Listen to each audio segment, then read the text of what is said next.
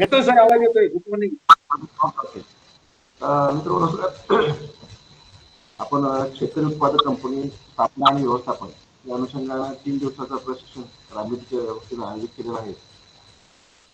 या प्रशिक्षणासाठी सर्व सहभागी प्रशिक्षणार्थी होती. अशा दुसऱ्या दिवशीच्या पहिल्या सत्रासाठी मनपूर्वक स्वागत करतो. मित्र, आजच्या प्रशिक्षणासाठी विशेष आमंत्रित आणि पांढरेसाहेब मुख्य कार्यकारी अधिकारी महा एफपीओ पुणे यांना आपण आमंत्रित केलेलं आहे. शेतकरी उत्पादक कंपनी कंपनीचा व्यावसायिक आराखडा निर्मिती अशा त्यांचा विषय आहे. पांढरेसाहेबांनी आम्ही शाळा कॉलेजचे मित्र आहेत, त्याचबरोबर त्यांचा जो अनुभव आहे NSCT मध्ये अनेक वर्ष त्यांनी काम केलेलं आहे. ऍक्च्युली कंपनी स्थापन करणं, त्यामध्ये त्यांचा व्यवसाय आराखडा, त्याची अंमलबजावणी, त्याचबरोबर आता नुकत्याच स्मार्ट प्रकल्पामध्ये देखील ते राज्यस्तरावरती कार्यरत होते. पण अंगामध्ये काहीतरी वेगळं काहीतरी करण्याची त्यांच्यामध्ये क्षमता आहे, जाणीव आहे, प्रेरणा आहे.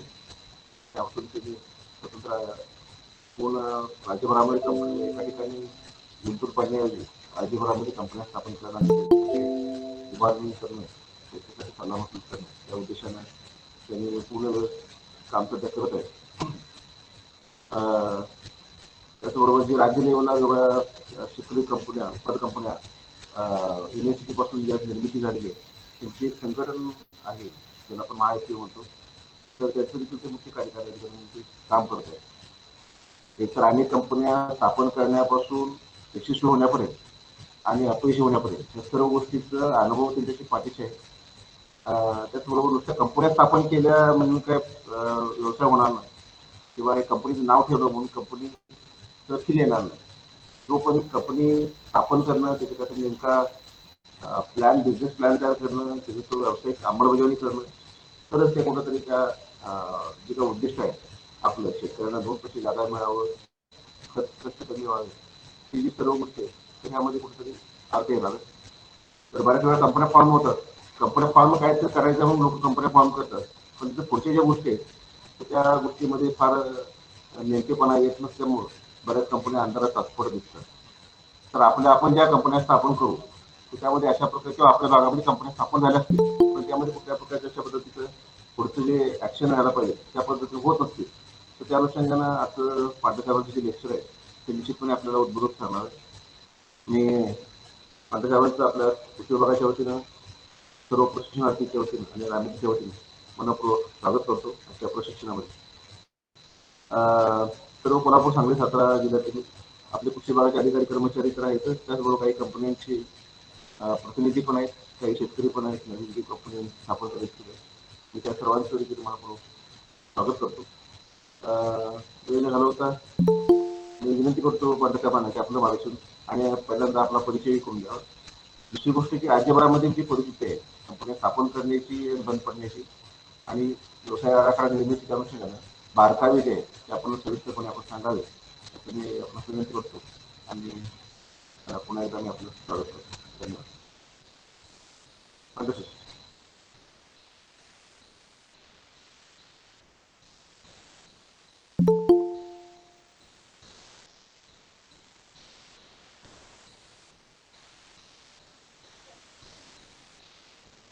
सर नमस्कार. हा, नमस्कार. क्लॅरिटी आहे का आवाजाची? हो सर, आहे. कारण सरांचा आवाज येत नव्हता. येतो ना? सरांचा आवाज येतोय पण घुमल्याकडे आवाज येतो.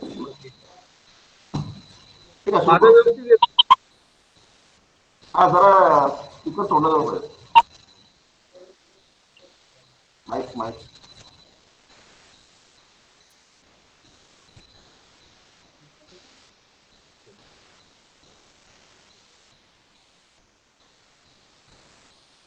रामेती कोल्हापूर आणि या ठिकाणी सहभागी सर्व आवाज बारीक होतो. घरी आवाज जरा बारीक होतो. आवाज येतोय? हा, आता ठीक आहे. हा. सर्व कृषी विभागातील अधिकारी, त्याचबरोबर शेतकरी उत्पादक कंपन्यांचे प्रतिनिधी, गेल्या एक 10-12 वर्षापासून MSCPच्या स्थापनेपासूनच आपल्याकडे शेतकरी उत्पादक कंपन्यांना खऱ्या अर्थाने सुरुवात झाली. नाबार्ड असतील, MSCP असेल किंवा CSR यांच्या माध्यमातून त्याला गती मिळाली आणि खूप मोठ्या प्रमाणावर शेतकरी उत्पादक कंपन्या महाराष्ट्रात आणि एकंदरीत देशात स्थापन झाल्या. आज 15,000 पेक्षा जास्त शेतकरी उत्पादक कंपन्या या देशभरात कार्यरत आहेत.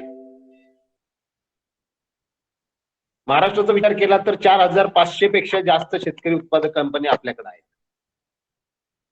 आणि ह्या 4,500 पेक्षा जास्त शेतकरी उत्पादक कंपन्यांची आजची परिस्थिती जर पाहिली, एक प्रेझेंटेशन आपल्याकडं सद्यस्थितीबाबत आमचे सहकारी पांडुरंग भगत करणार आहेत. ते बिझनेस प्लॅन वर सुद्धा एक जेनेरिक प्रेझेंटेशन पण करणार आहेत.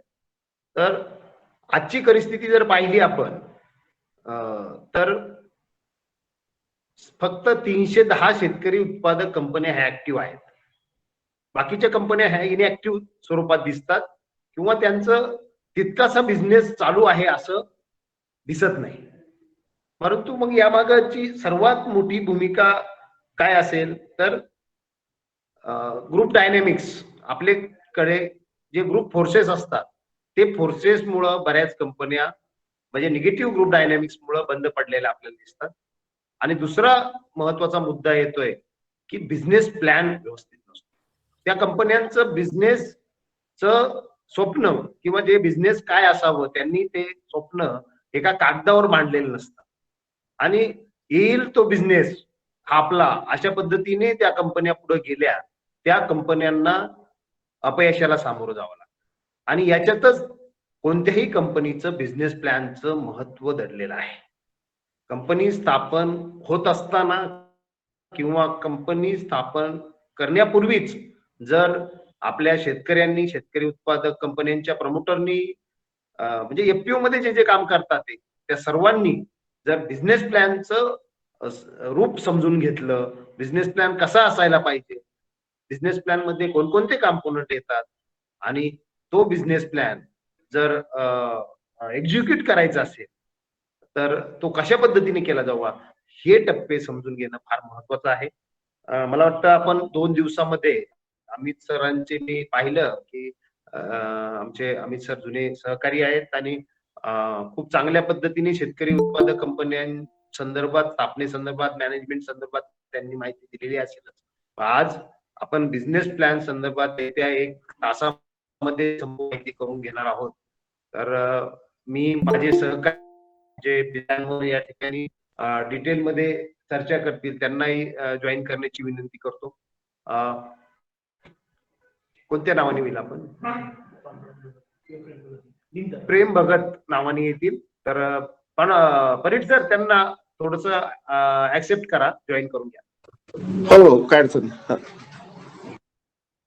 चला.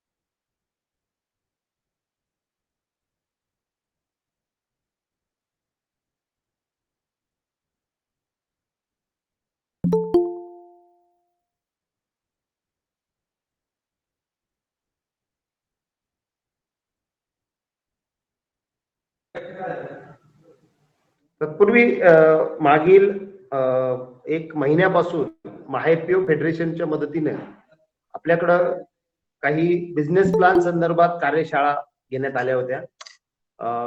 रिजनल बिझनेस प्लॅन मीटिंग्स अशा पद्धतीने त्या घेण्यात आल्या होत्या. त्याचा उद्देश हा मुख्यतः ज्या शेतकरी उत्पादक कंपन्यांनी स्मार्ट मध्ये फॉर्म भरलाय किंवा ज्यांनी विशेषतः काही CSR बरोबर काम करतात आणि मॅग्नेट नावाचा नवीन प्रकल्प येतोय, त्याच्यामध्ये काम करण्याची त्यांची इच्छा आहे. अशा शेतकरी उत्पादक कंपन्यांसाठी आपण ह्या बिझनेस प्लॅन कार्यशाळेचं आयोजन केलं होतं. जवळजवळ 6 रिजन्स मध्ये, म्हणजे प्रथमतः नाशिक रिजन मध्ये, त्यानंतर पुणे, कोल्हापूर, लातूर, त्याचबरोबर नागपूर या ठिकाणी ह्या बिझनेस प्लॅन कार्यशाळा संपन्न झाल्या मॅनेजच्या मदतीने, आणि त्यातून जवळजवळ 137 शेतकरी उत्पादक कंपन्यांनी भाग घेतला होता आणि त्यांनी प्रायोरिटी बेसिसवर स्वतःचे बिझनेस प्लॅन स्वतः तयार. हॅलो, यामध्ये जे मॉड्यूल आपण ठरवण्यात आलं होतं की प्रथमतः जेनेरिक बिझनेस प्लॅन कसा असतो, बिझनेस प्लॅनचे कोणकोणते कॉम्पोनंट्स एखादा बिझनेस प्लॅन तयार करताना मनात ठेवावं लागतात, हा विषय घेण्यात आला. त्यानंतर प्रत्येक शेतकरी उत्पादक कंपन्यांनी त्यांचं एक विजन किंवा एक ड्रीम त्यामध्ये मांडलं, त्यांच्याकडं विशेषतः त्याचं प्रेझेंटेशन करण्यात आलं. त्यानंतर आयडियल बिझनेस प्लॅनचं प्रेझेंटेशन करण्यात आलं आणि नंतर प्रत्येक शेतकरी उत्पादक कंपनीने आपापला बिझनेस प्लॅन हा त्याच्यात प्रेझेंट केला. कसा असावा, जनरल जे मुद्दे असतात बिझनेस प्लॅन संबंधात, त्यांना कोणते प्रोजेक्ट्स करायचे त्याची मांडणी करण्यात आली. नंतर त्या प्रकल्पाच्या अनुषंगाने इंटरव्हेन्शन फायनल करण्यात आले आणि त्याला अनुसरून काही कॉन्व्हर्जन्स मधून काही योजना मदत करू शकतात का याबद्दल चर्चा झाली. आणि नंतर आता बिझनेस प्लॅन त्यांचे प्रिपरेशन फेज मध्ये आहे. हा एक लॉंग टर्म जवळजवळ 3 ते 4 दिवसाचा प्रोग्राम आहे आणि हा ऑनलाईन बऱ्याच वेळाच घेण्यात आला. म्हणजे पहिली मीटिंग ही ऑफलाईन झाली, म्हणजे फिजिकली सर्वजण प्रेझेंट होते. दुसरी आणि तिसरी मीटिंग ही ऑनलाईन झाली आणि आता चौथ्या किंवा 5व्या मीटिंग मध्ये प्रत्येकाचे बिझनेस प्लॅन फायनल करण्याचं काम चालू आहे. तर या ठिकाणी national institute of agriculture extension management Hyderabad यांनी महाएफपीओ फेडरेशनला खूप मोठं सहकार्य केलं. मॅनेजचे सिनियर पर्सोनेल्स या बिझनेस प्लॅन मीटिंग मध्ये सहभागी झाले होते. मला वाटतं आजही जर आपल्या एक्सटेन्शन सिस्टीम मधले जे ऍग्रिकल्चर ऑफिसर्स आहेत आणि जे विस्तार कार्यकर्ते आहेत, त्यांनी बेसिक बिझनेस प्लॅनचे कन्सेप्च्युअली थोडं समजून घेतलं तर पुढं फायदा होणार आहे. तर मी प्रथमतः आमचे सहकारी आहेत जे पांडुरंग भगत सर आहेत, जे महाएफपीओचे नोडल ऑफिसर म्हणून काम पाहतात.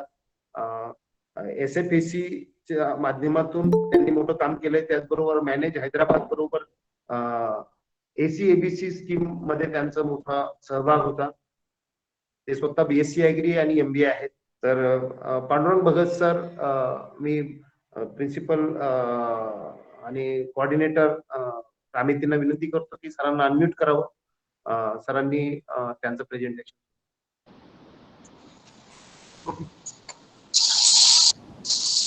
धन्यवाद सर, धन्यवाद. माझा आवाज येतो सर्वांना? हा सर, येतोय.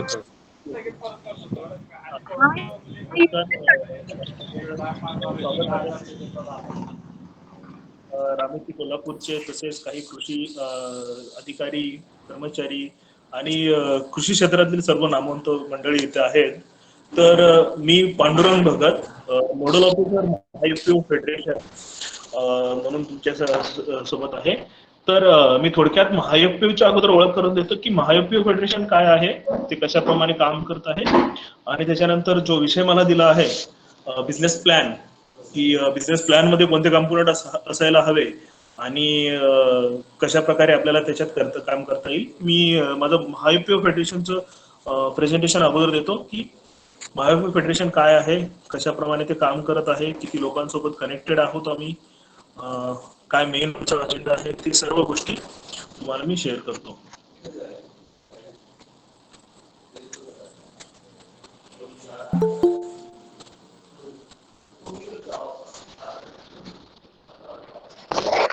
माझी स्क्रीन दिसते सर्वांना? हा, दिसते सर. तर महाएफपीओ फेडरेशन, सर्वांना प्रश्न असेल की ही कसं ऑर्गनायझेशन काय आहे, कशाप्रमाणे काम करत आहे. तर महाएफपीओ फेडरेशन म्हणजे महाराष्ट्र फार्मर प्रोड्यूस ऑर्गनायझेशनचं एक संघ आहे, फेडरेशन आहे. जे शेतकरी उत्पादक कंपनीची कंपनी म्हणून काम करते, संघ म्हणून काम करते. हे एक नॉन प्रॉफिट ऑर्गनायझेशन आहे. तिला आपण multi stake non profit section 8 मध्ये रजिस्टर होते, इन्स्टिट्यूशनल ऍक्ट मध्ये. म्हणजे याच्यामध्ये कमर्शियल ऍक्टिव्हिटी आपण करू शकत नाही. याच्यामध्ये शैक्षणिक किंवा नॉन प्रॉफिट ऍक्टिव्हिटी आपण याच्यामध्ये करू शकतो. मी पुढे सर्व कव्हर करेन. आता महाएफपीओ फेडरेशन पुण्यामध्ये 18 यशवंत नगरला आमचं मेन ऑफिस आहे. 18 यशवंत नगर, रेंज हिल्स रोड, पुणे. त्याचबरोबर आपले रिजनल ऑफिसेस आहेत, जसे की नाशिकला एक आहे जिथं आमचे खंडेराव मापारी सर बसतात. लातूरला एक ऑफिस आहे. तुमच्या भागात कराडला आपलं एक ऑफिस आहे, जिथं आमच्या नाझिया मॅडम बसतात. त्यानंतर जतला एक आपलं ऑफिस आहे. आणि काही रिजनल ऑफिस आपण आता औरंगाबाद आणि परभणी पण ओपन करत आहोत. हा आपला विस्तार आहे. आता हे शेजारी जे नंबर दिले आहेत ते आमचे नंबर्स आहेत, मेल आहेत, वेबसाईट आहे आमची myfpo.org नावाने, तुम्ही तिथेही बघू शकता. आता आम्ही किती लोकांसोबत कनेक्टेड आहोत आणि कोणत्या प्रकारचे ऑर्गनायझेशन आमच्यासोबत जोडले आहेत, मी थोडक्यात ते सांगतो. की पहिला आहे की महाएफपीओ फेडरेशन जे मेन सोल्युशन देतात ते एफपीओला, म्हणजे फार्मर प्रोड्यूस ऑर्गनायझेशन, शेतकरी उत्पादक कंपनीसाठी आपण सोल्युशन देतो, ते एक जोडलेले आहेत. त्यानंतर फार्मर कोऑपरेटिव्ह आहेत, आत्माचे शेतकरी उत्पादक ग्रुप म्हणजे प्रोड्युसर ग्रुप आपल्यासोबत आहेत. त्यानंतर महिलांचे काही ग्रुप आहेत, सीड प्लांटिंग नर्सरी रोपं तयार करतात किंवा प्लांटिंग मटेरियल सप्लाय करतात, ते लोक आपल्यासोबत जोडलेले आहेत. त्यानंतर कृषी सेवा केंद्र, महाराष्ट्रातली बरेचसे कृषी सेवा केंद्र आमच्यासोबत जोडलेले आहेत वेगवेगळ्या पद्धतीने. त्यानंतर प्रायव्हेट ऍग्रिकल्चर कंपनी, ज्याच्यामध्ये इनपुट कंपनी असेल, खते, औषधे, बियाणे, ताडपत्री, मल्चिंग पेपर, जे काही ऍग्रीसाठी लागणारे कृषी निविष्ठ आहेत, त्या कृषी निविष्ठ सप्लाय करणारे कंपनी आपल्यासोबत मेंबरशिप आहेत. त्यानंतर प्रायव्हेट मार्केट प्लेयर्स, ज्याच्यामध्ये ऑर्गनाइज रिटेलर असतील,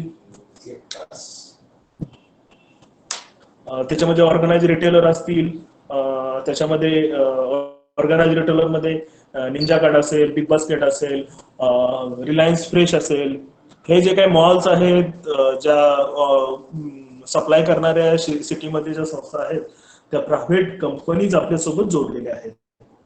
त्यानंतर ऍग्रो प्रोसेसर आहे, ज्याच्यामध्ये जे शेतकऱ्याच्या मालावरती प्रोसेसिंग करणाऱ्या कंपनीज, ज्याच्यामध्ये जॅम जेली प्रोडक्शन करणाऱ्या कंपनीज असतील, चॉकलेट प्रोडक्शन करणाऱ्या, बिस्किट प्रोडक्शन करणाऱ्या कंपनीज असतील, काही process food, ready to eat आणि रेडी टू कुक खाण्यायोग्य डायरेक्ट पदार्थ बनवणाऱ्या कंपनी किंवा स्वयंपाकायोग्य पदार्थ बनवणाऱ्या कंपनीज असतील. खूप साऱ्या कंपनीज आहेत, त्याच्यामध्ये युनिटी ऍग्रो,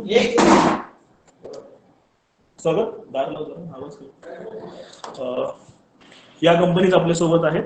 त्यानंतर वॉटर युजर असोसिएशन, पाणी वापर संस्था आपल्याकडे आहेत. पाणी वापर संस्था म्हणजे प्रत्येक भागामध्ये पाणी वापर संस्था आहे. जसे की तुमच्या सांगली कडेगाव भागामध्ये ज्या संस्था, गव्हर्नमेंट संस्था शेतकऱ्यांना शेतीसाठी पाणी उपलब्ध करून देतात, त्यात कुकडी असेल, जे काय असतील, ज्या पाणी वापर संस्था आहेत, अशा 5000 पाणी वापर संस्था, त्यांचे मेंबर्स आपल्यासोबत, सदस्य आपल्यासोबत जोडलेले आहेत.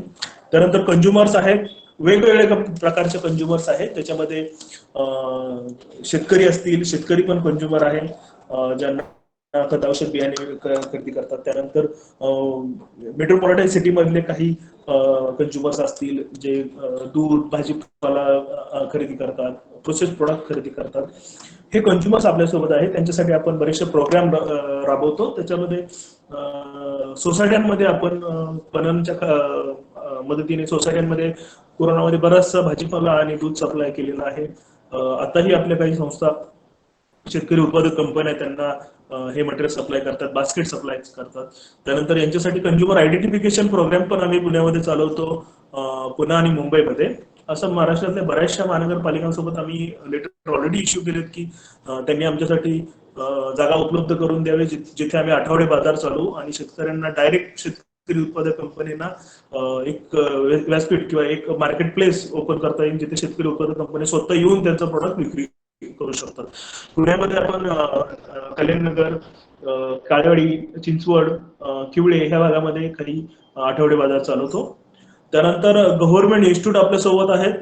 खूप साऱ्या प्रकारच्या रिसोर्स ऑर्गनायझेशन आपल्यासोबत काम करतात. गव्हर्नमेंट इन्स्टिट्यूटमध्ये कृषी विज्ञान केंद्र असतील, कृषी विद्यापीठे असतील, त्याचबरोबर NRC असेल, म्हणजे जे काही प्रत्येक कमर्शियल पिकानिहाय ज्या रिसर्च ऑर्गनायझेशन आहेत, जसे की कांदा लसूण संशोधन केंद्र असेल, द्राक्ष संशोधन केंद्र असेल, डाळिंब संशोधन केंद्र असतील, हे आपल्यासोबत काम करत आहेत. त्याच्यानंतर काही रिसर्च ऑर्गनायझेशन जसं की मॅनेज हैदराबाद आहे, म्हणजे national institute of agriculture extension management, त्याचबरोबर नीम आहे, national institute of agriculture marketing, अशा संस्था आहेत. काही ICAR आहेत, इक्रिसॅट आहे, अस्की आहे, ऍग्रिकल्चर काउन्सिल ऑफ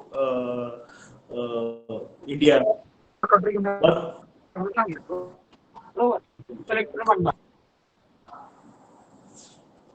हॅलो, माझा आवाज येतोय सर्वांना? हा, मध्ये कोणतरी बोलत होतं, प्लीज सर्वांनी म्यूट करा. हा सर्व आपला क्लायंट झोन आहे, किंवा हा सर्व आपला वर्किंग एरिया आहे, ज्या लोकांसोबत आपण आता काम करत आहोत. शेतकरी उत्पादक कंपनी हा आमचा मेन टार्गेट असतो, की शेतकरी उत्पादक कंपन्यांना रजिस्ट्रेशन करणे, त्यांना व्यासपीठ देणे, त्यांना मार्केट लिंकेज करणे, त्यांचे बिझनेस प्लॅन प्रिपेअर करणे, हे काम असतं. मी थोडक्यात पुढे सर्व कामं काय आपण करतो ते घेणारच आहोत. त्यानंतर ही आमची ऍडवायझरी टीम आहे, ज्यांच्या नॉलेज वरती, त्यांच्या नॉलेज पार्टनरशिप वरती किंवा त्यांच्या ऍडवायझरीमुळे आम्ही आज उभे आहोत. आम्ही चांगलं काम करत आहोत. त्याच्यामध्ये पहिलं नाव आहे माननीय डॉक्टर सुधीर कुमार गोयल सर, जे अतिमुख्य सचिव होते गव्हर्नमेंट ऑफ महाराष्ट्राचे. ते आमचे ऍडवायझर आहेत. त्यांच्यासोबतच आपण बऱ्याचशा स्ट्रॅटेजी डिझाईन करतो, तेच आम्हाला मार्गदर्शन करतात. जसं की आम्ही नवीन कृषी संकल्पना आणली, डिजिटल फार्मिंग प्लॅटफॉर्म, त्याच्यामध्ये शेतकऱ्यांना वेगवेगळी मदत केली जाते. त्याच्यामध्ये क्रॉप ऍडवायझरी असेल, त्यांना लागणारे कृषी निविष्ठा असेल, त्यांचा उत्पादित मालाला मार्केटिंग करून देणे. तर हा सगळा प्रोजेक्ट जो आहे तो डॉक्टर सुधीर कुमार गोयल सरांची संकल्पना होती, जी आम्ही प्रॅक्टिकली आता आम्ही घेऊन येत आहोत. त्याचे मोबाईल ऍप आणि वेब ऍप तयार झालेला आहे ऑलरेडी.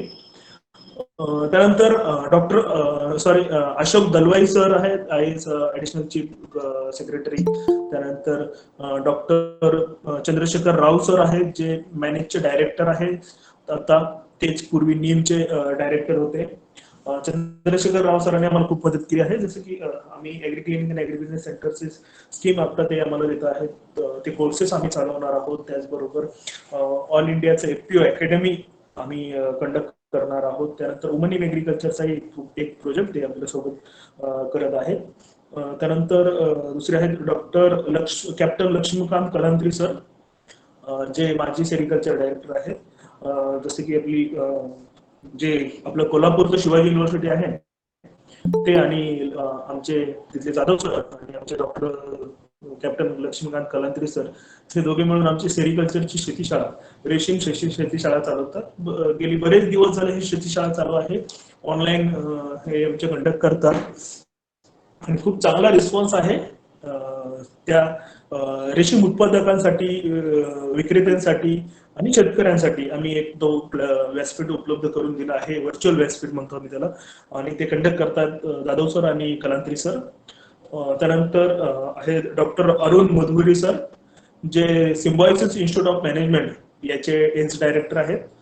खूप चांगला अनुभव आहे त्यांना कृषी क्षेत्रातील. ज्यांनी ऍग्री बिझनेस मॅनेजमेंट PGDM पहिला diploma courses, PG diploma courses पुण्यामध्ये चालू केला सिम्बॉयसिसच्या थ्रू, आणि ते ऍग्री बिझनेस मॅनेजमेंट मध्ये खूप चांगलं काम करतायत. त्यांनी आता आसामला सेल्फ फंडेड युनिव्हर्सिटीचं काम ते आता बघता आहेत. त्यांच्यासोबतच आपण लिडरशिप एज्युकेशन अँड डेव्हलपमेंट आमचा नेक्स्ट प्रोजेक्ट आहे. शेतकऱ्यांची मुले किंवा कृषीमध्ये पदवी घेणारे पदवीधर लोक आहेत, मुलं आहेत, तर त्या सर्वांना आपण अपग्रेडेड कोर्सेस, जसं की आपण कुठलाही इंजिनियर पासआउट झाल्यानंतर त्यांना अपग्रेडेड कोर्सेस देतो, की त्यांनी जावा करा, CCC करा, प्रोग्रॅमिंग करा, पायथॉन करा, मॅटलॅब करा, आणि ते त्यांच्या वेगवेगळ्या क्षेत्रामध्ये काम करतात. पण आम्हाला असं प्राख्याने जाणवलं की जे काही कृषी हे जे आहेत पदवीधर आहेत त्यांच्यासाठी अपग्रेडेड करण्यासाठी कुठलेही कोर्सेस नाही, आयदर ते MBA करू शकतात किंवा MPSC UPSC MSc करू शकतात. आणि बराचसा जो आमची मुलं आहेत ती याच्यामध्ये आहेत, प्रशासनामध्ये काम करतात. इतर मुलं म्हणजे कृषीच्या इनपुट कंपनीमध्ये काम करत आहेत, काही मुलं स्वतःचा व्यवसाय करत आहेत आणि काही शेती करत आहेत. पण ज्या आज टॉप ब्रँड्स आहेत FMCG फूड आणि या क्षेत्रातले, ज्याच्यामध्ये तुम्ही नावं घेऊ शकता, ITC असेल, पेडिग्री असेल, नेस्ले असेल, ब्रिटानिया, पार्ले, डाबर, पतंजली, हे जे ब्रँड्स आहे याच्यामध्ये कुठेही ऍग्रीचा माणूस नाहीये. बिकॉज कारण आपल्याकडे ते कॅपॅबिलिटीज नाहीये, किंवा आपली मुलं ती त्याप्रमाणे आपण तयार करत नाही आहोत. तर हा एक आम्हाला ड्रॉबॅक दिसला ऍग्रिकल्चर बॅकग्राऊंड मध्ये. आणि आम्ही कृषी विज्ञान केंद्र आणि कृषी विद्यापीठ यांच्या मदतीने आणि डॉक्टर मधुरी सरांच्या मदतीने आम्ही एम्प्लॉयमेंट जनरेशन कोर्सेस, रोजगार निर्मिती कोर्सेस चालू करायचे. त्याला लीड अप नाव दिलं आम्ही, लिडरशिप एज्युकेशन अँड डेव्हलपमेंट. ऍग्रिकल्चरमध्ये ऑनलाईन प्लॅटफॉर्म असेल ज्याच्यामध्ये कृषीचे जे पदवी घेत असतील त्याच्या बेसिकच्या 3rd इयर 2nd इयर पासूनच त्यांना आपण वेगवेगळ्या क्षेत्रामध्ये नपून करायचं काम करत आहोत. जसं की ऍग्री सप्लाय चेन मध्ये त्यांना आपण कोर्सेस प्रोव्हाइड करत आहोत, ऍग्रिकल्चर एक्सपोर्ट मध्ये आपण कोर्सेस देणार आहोत, प्रोसेसिंग मध्ये काही कोर्सेस देणार आहोत. आणि नवीन टेक्नॉलॉजी म्हणजे आपण AI integration, artificial intelligence in agriculture, machine learning in agriculture, robotic farm in agriculture, त्यानंतर image processing, object detection technology agriculture, हे काही जे काही टेक्नॉलॉजी ऍग्रीटेक प्लॅटफॉर्म आहे. आज तुम्ही बघितलं असेल की भारतामध्ये जेवढे काही ऍग्रीटेक प्लॅटफॉर्म आहेत ते IT होल्डर हँडल करत आहे. जसं की ॲग्रोस्टार असेल, बिग बास्केट असेल, फॉर्च्यून ग्रुप असेल, डिमार्ट, हे सर्व जे काही ब्रँड्स आहेत ते IT होल्डरनेच ऍग्रीमध्ये स्टार्टअप केलं आहे. सह्याद्री आणि काही मोजके नावं सोडली तर त्यामध्ये ऍग्रिकल्चरची लोक आहेत. आणि आपण असं समजतो की agriculture is the best management in world, की प्रशासनामध्ये आपली लोक आहेत कारण आपल्याकडे ती कॅपेबिलिटीज आहे. कारण तो एक आपल्याकडे चेन झाला आहे, तो काय म्हणतात ते एक व्यासपीठ लोकांना मिळालं की मुलं मुलांना मदत करतात आणि फोरमच्या मदतीने आणि कॉलेजच्या मदतीने लोक प्रशासनात ची तयारी करतात, MPSC UPSC तयारी करतात. तसंच मॅनेजमेंट आणि बिझनेसमध्ये आपल्याला हा चेंजेस आणायचे आहेत जेणेकरून ही लोक तयार होतील. त्यासाठी आम्ही लीडअपची संकल्पना मुदगुरे सरांच्या मदतीने करत आहोत. त्यानंतर पुढचं नाव आहे डॉक्टर KCG, त्यांना आम्ही KCG म्हणतो. त्यांचं नाव ऍक्च्युली गुमागोल मत सर आहे. KCG डायरेक्टर होते मॅनेजचे, ते आमच्या बांडरे सरांचे खास मित्रही आहेत. तेही आम्हाला खूप वेळ मदत करतात. त्यानंतर डॉक्टर मंजुषा कदम मॅडम आहेत, ज्या एक टाटा केमिकल्सचं कस्तुरी नावाचं CSR चालतं, कस्तुरी वुमन एंटरप्रेन्युअर्ससाठी, तर महिला उद्योजकतासाठी. तर त्याच्या त्या नॅशनल हेड आहेत कस्तुरीच्या टाटा केमिकल्सच्या. त्यांच्यासोबत आपण वुमन इन ऍग्रिकल्चर, जे आमच्या अमृता भालेराव मॅडम बघतात, हा प्रोजेक्ट आपण गेली बरेच दिवस झाले त्यांच्यासोबत चालला आहे. आणि आजही आपला चालू एक प्रोजेक्ट आहे ज्याला आपण महिला दिन येत आहे 8 तारखेला. तर 1 ते 8 हा 8 दिवसाचा कार्यक्रम ऑनलाईन पूर्ण भारतातील वेगवेगळ्या क्षेत्रातील असणाऱ्या उद्योजक आणि महिला, सक्सेसफुल महिला, त्याच्या प्रोफेशन मध्ये सक्सेसफुल असणाऱ्या महिला, या सर्वांना आपण व्यासपीठ आज दिलेला आहे. त्या सर्व महिला यासाठी काम करतात. हा प्रोजेक्ट आपण कस्तुरी सोबत टाईप मध्ये आज ऑनलाईन तुम्ही बघू शकता. आमच्या अमृता भालेराव मॅडम कोऑर्डिनेट करत आहेत ते. असे काही प्रोजेक्ट आपण मंजुषा मॅडम सोबत करत आहोत. त्यानंतर पुढचं शेवटचं नाव आहे आमचे सर्वांचे आपले आदरणीय डॉक्टर संजय पांढरे सर, जे त्यांनी ऍग्रिकल्चर मध्ये गेली 25 वर्ष वेगवेगळ्या सेक्टर्स मध्ये काम केलं आहे. ज्याच्यामध्ये तुम्ही रिसेंटली ते enterprises and resource generation specialist smart projects मध्ये होते. त्यानंतर ते MCA ला मॉनिटरिंग इव्हॅल्युएशन ऍडवायझर्स होते. त्यानंतर त्या अगोदर ते कृषीमध्ये होते, ऍग्रिकल्चर ऑर्गॅनिक सर्टिफिकेशन मध्ये होते, एक्सपोर्ट मध्ये होते. बरेचसे अगदी तळागाळातून ते सर्व वेगवेगळ्या सिस्टीम मध्ये ऍग्रिकल्चर मध्ये काम केलं आहे. आणि ज्यांनी ह्या फेडरेशनची स्थापना केली. आणि हे लोकांना एक शेतकऱ्यांसाठी एक टर्न की प्रोजेक्ट कन्सल्टन्सी टाईप मध्ये सेवाभावी तत्वावरती हे व्यासपीठ उपलब्ध करून दिलं. हे आपले असे डॉक्टर संजय पांढरे आहेत. त्यानंतर हे आपले कोलॅबरेशन ज्यांच्या सोबत आपण काम करत आहोत, ज्याला आपण नॉलेज पार्टनर म्हणून आपल्या सोबत आहेत ते. त्याच्यामध्ये पहिलं नाव आहे कस्तुरी, जे टाटा केमिकलचं CSR आहे, मी ऑलरेडी सांगितलं. TCRD आहे, त्यांचं ट्रस्ट आहे टाटाचं. त्यानंतर मॅनेज आहे national agriculture institute of management, extension management. त्यानंतर नीम आहे, national institute of agriculture marketing. NEML आहे, NEML म्हणजे NCDEX, एक प्लॅटफॉर्म आहे ऑनलाईन आउटपुट प्रोक्युरमेंटचा, आउटपुट प्रोक्युरमेंटचा, जे शेतकऱ्यांच्या उत्पादित मालाचं प्रोक्युरमेंट करत आहात. हा NCDEX प्लॅटफॉर्म आहे, त्याची कंपनीचं नाव आहे NEML. त्यानंतर ASCI एक आहे, agriculture counselling skill counselling of India. त्यानंतर कृषी विद्यापीठ आहेत महाराष्ट्रातील सर्व. त्यानंतर कृषी विज्ञान केंद्र आहेत. त्यानंतर इतरही ऑर्गनायझेशन आहेत ज्याच्यामध्ये संशोधन केंद्र असतील, NGOs आहेत ज्या आपल्यासोबत आता काम करत आहेत. तर महत्वाचं म्हणजे FPO का असावी, FPO का करावी,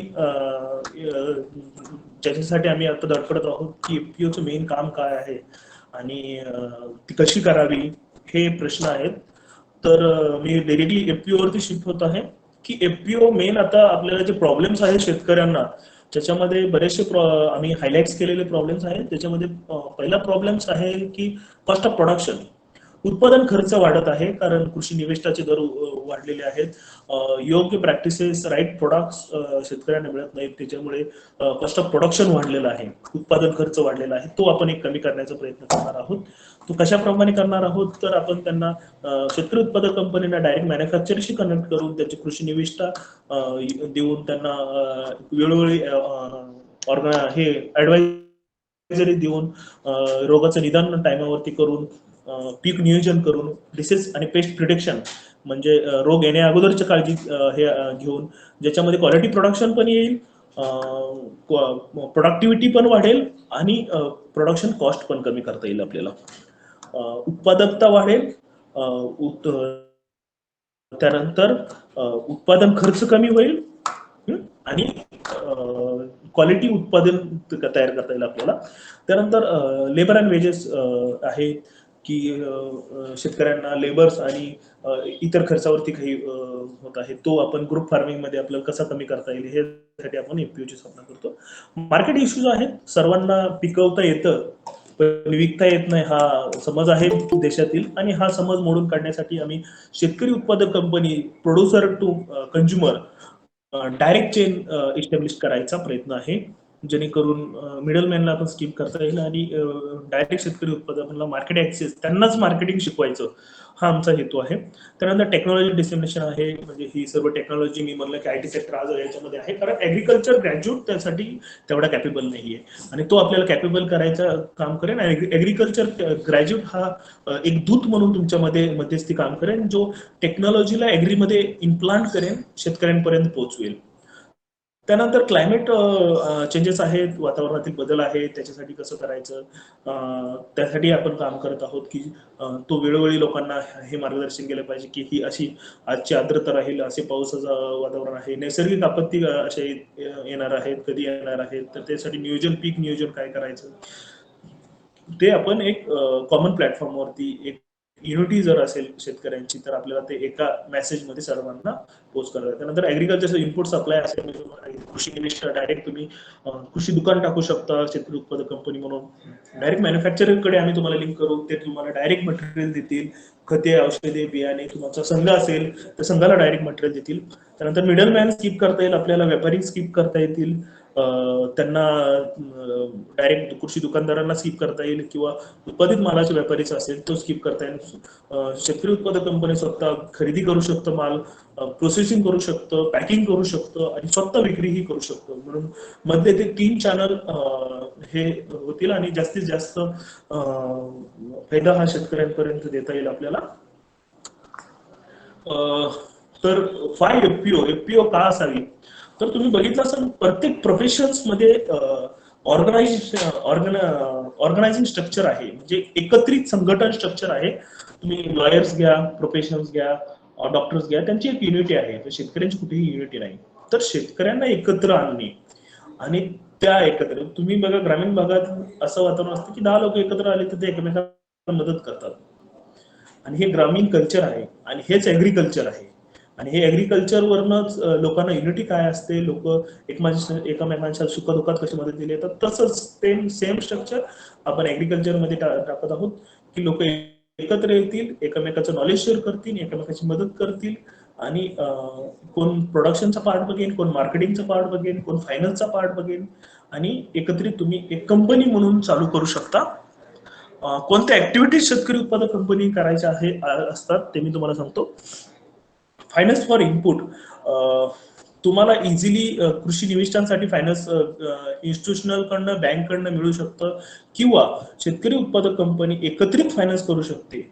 म्हणजे तुमचे जे काही शेअर त्याच्यामध्ये टाकणारा ती फायनान्स शेतकऱ्यांना तुम्ही देऊ शकता, तुम्ही शेतकऱ्यांना फायनान्स करू शकता कृषी निविष्ठा परचेस करण्यासाठी.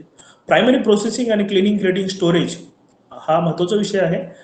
बघा शेतकऱ्यांपर्यंत आपण बघितलं असेल की पोस्ट हार्वेस्ट मॅनेजमेंटचा इश्यू आहे, की आफ्टर प्रोडक्शन म्हणजे कोणतीही वस्तू बनवल्यानंतर किंवा कोणतीही तुमचं काढणी झाली त्यानंतर बांधावरती ह्या गोष्टी व्हायला पाहिजेत, त्या होत नाहीत. त्याची कारणं आहेत की तेवढा मोठा आपल्याकडे ज्याला काय बोलतो आपण, हे नाहीये, इन्फ्रास्ट्रक्चर डेव्हलप नाहीये की आपल्याकडे सर्वांकडे पॅक हाऊस, सर्वांकडे कोल्ड स्टोरेज, सर्वांकडे grading unit, cleaning unit, sorting unit, primary processing असेल, प्री कुलिंग करायचं असेल, हा सेटअप नाहीये. तर हा जर तुम्ही एकत्र झाला, तुम्ही शेतकरी उत्पादक कंपनी केली, तर गव्हर्नमेंट यासाठी फंडिंग करत आहे. जसं की स्मार्ट यासाठी 60% सबसिडी देत आहे. तर 1 कोटीचा प्रोजेक्ट असेल तर 60 लाख रुपये तुम्हाला स्मार्ट देत आहे. राहिलेले 40 लाख रुपये तुम्हाला शेतकरी उत्पादक कंपनी रजिस्टर करून त्यांचे शेअर गोळा करून सर्वांच्या नावाने शेअर इश्यू करून ते तुम्हाला 40 लाख भरायचे आहेत. अशा बऱ्याचशा योजना आहेत. मॅग्नेट आहे, पोकरा आहे.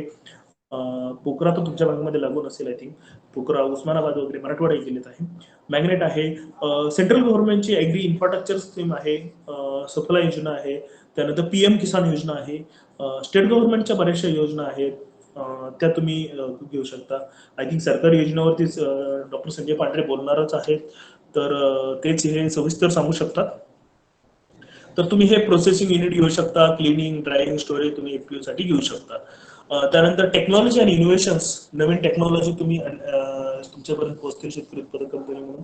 बरेचसे ट्रेनिंग्स असतात, ऑनलाईन वेबिनार्स असतात, ह्याच्यातूनही तुम्हाला टेक्नॉलॉजी विषयी कळेल, आणि तसे प्लॅन तुम्ही एकमेकांचे बघू शकता. शेतकरी उत्पादक कंपनीने नवीन टेक्नॉलॉजीवरती, इनोव्हेशनवरती कोणी काय करत आहे, जसं की सह्याद्री काहीतरी वेगळं करत आहे, दुसरी एखादी कंपनी काहीतरी वेगळं करत आहे, ते आपण तुम्ही करू शकता. मार्केट तुम्ही मिळू शकता. तुम्हाला डायरेक्ट आता ज्या मेट्रोपॉलिटन सिटी आहेत पुणे, मुंबई, तर इथं तुम्ही त्याच्या मंडीच्या बाहेर स्टॉल लावू शकता, तुम्हाला कोणीही अडवणार नाही.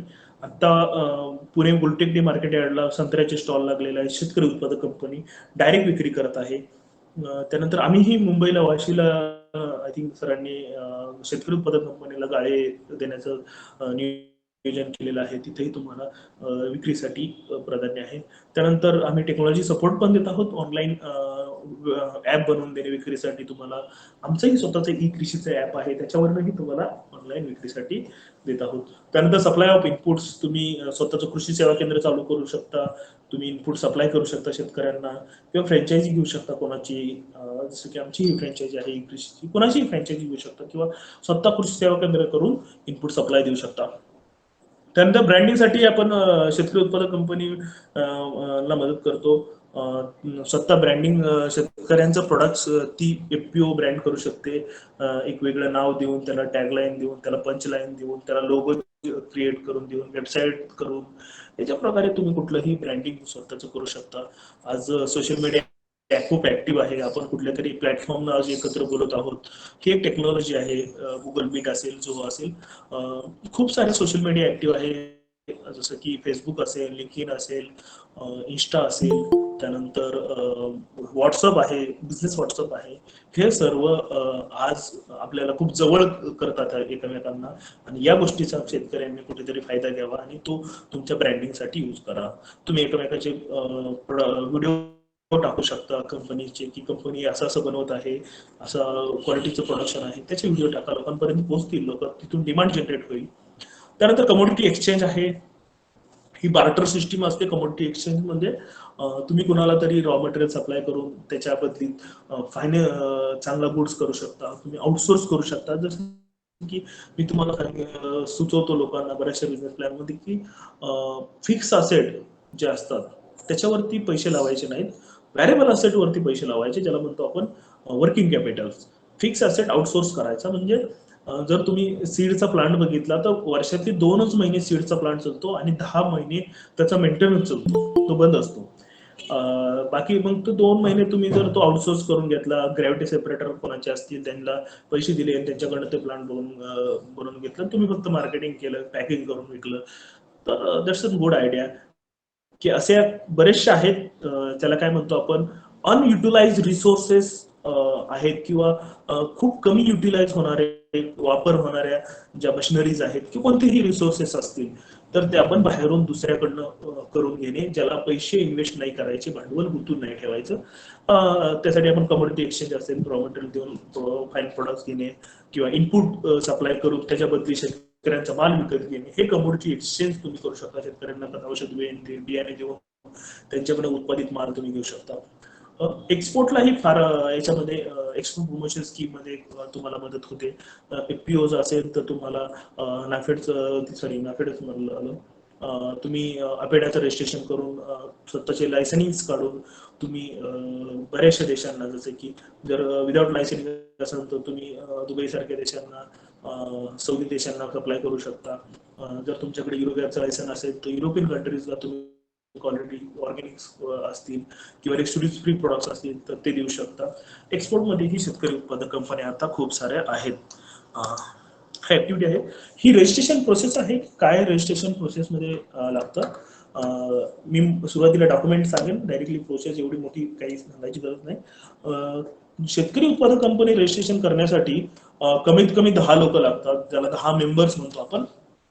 10 मेंबर्स त्यातले 5 डायरेक्टर असावे, म्हणजे तुम्ही 5 विश्वासाचे लोक घ्या, 10 मेंबर्स सगळे मिळून असावे, त्यातले 5 डायरेक्टर असतील. त्यासाठी लागणारे डॉक्युमेंट्स आहेत, त्या सर्वांचं पॅन कार्ड, त्या सर्वांचं आधार कार्ड झालंय का? Okay, direct business plan. ठीक आहे. आय थिंक सरांनी हा विषय घेतला मला वाटतंय. मी डिरेक्टली तुम्हाला बिझनेस प्लॅन विषयी सांगतो. याविषयी सांगितलं की महाराष्ट्र फेडरेशन. हॅलो सर, हा विषय झालेला आहे का?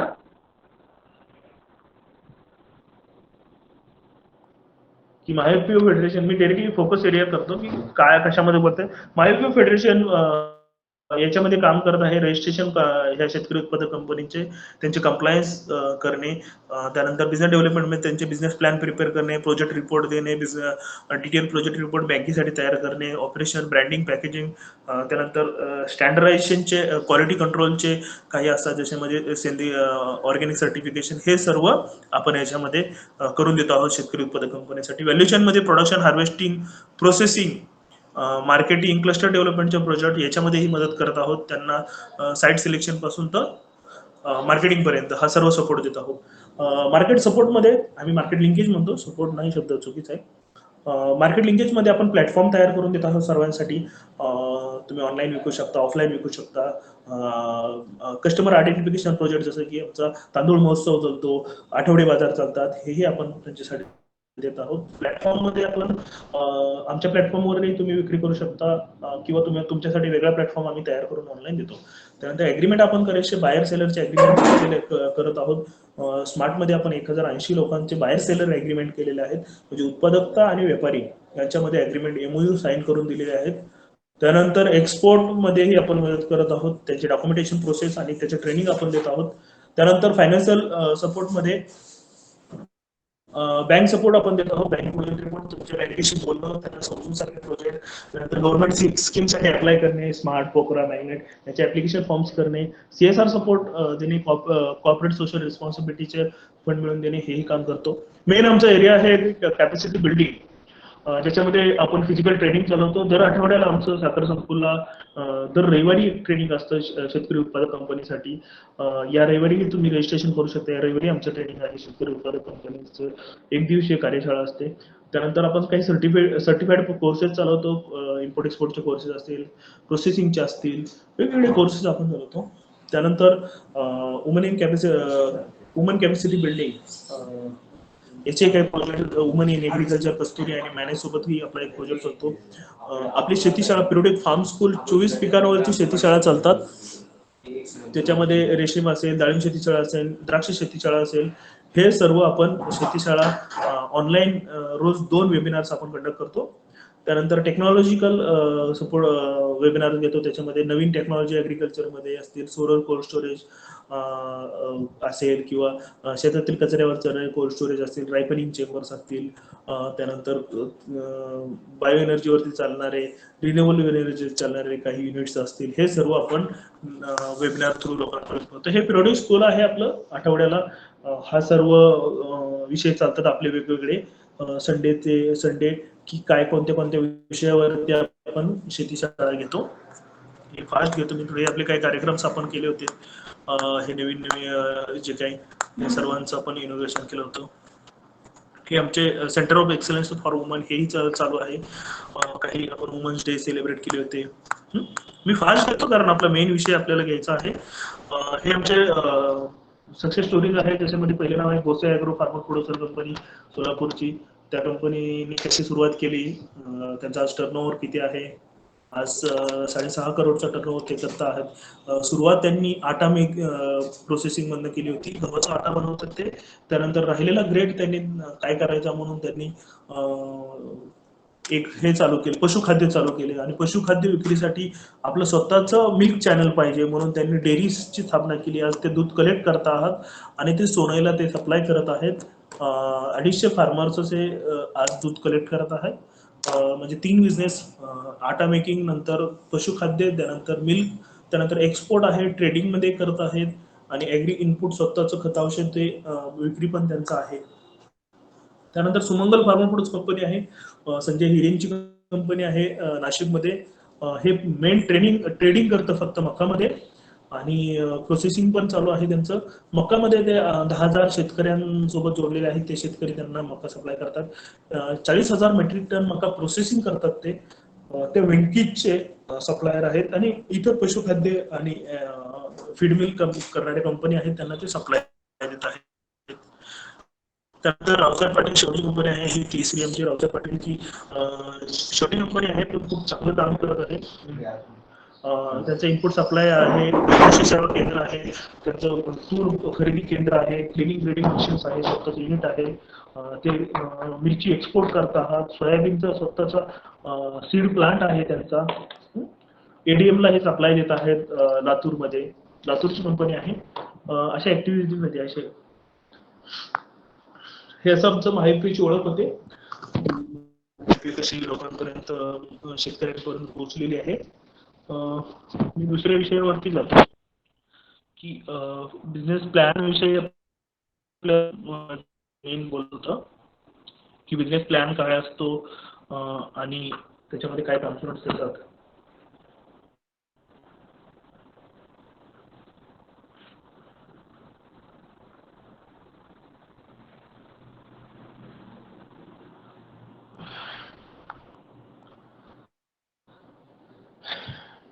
सर्वांना आवाज वगैरे व्यवस्थित येतोय ना? हो सर. कुणाला काही कल्पना आहे की बिझनेस प्लॅन काय आहे, त्याच्यामध्ये काय कॉम्पोनंट्स येतात आणि आपण कुठल्याही ऍग्रिकल्चर किंवा कुठल्याही बिझनेसचा प्लॅन कसा तयार करू शकतो? तर मी थोडक्यात ते सांगतो. त्याच्यामध्ये मेन ऑब्जेक्टिव्ह काय असतं की का बिझनेस प्लॅन करावा आपण,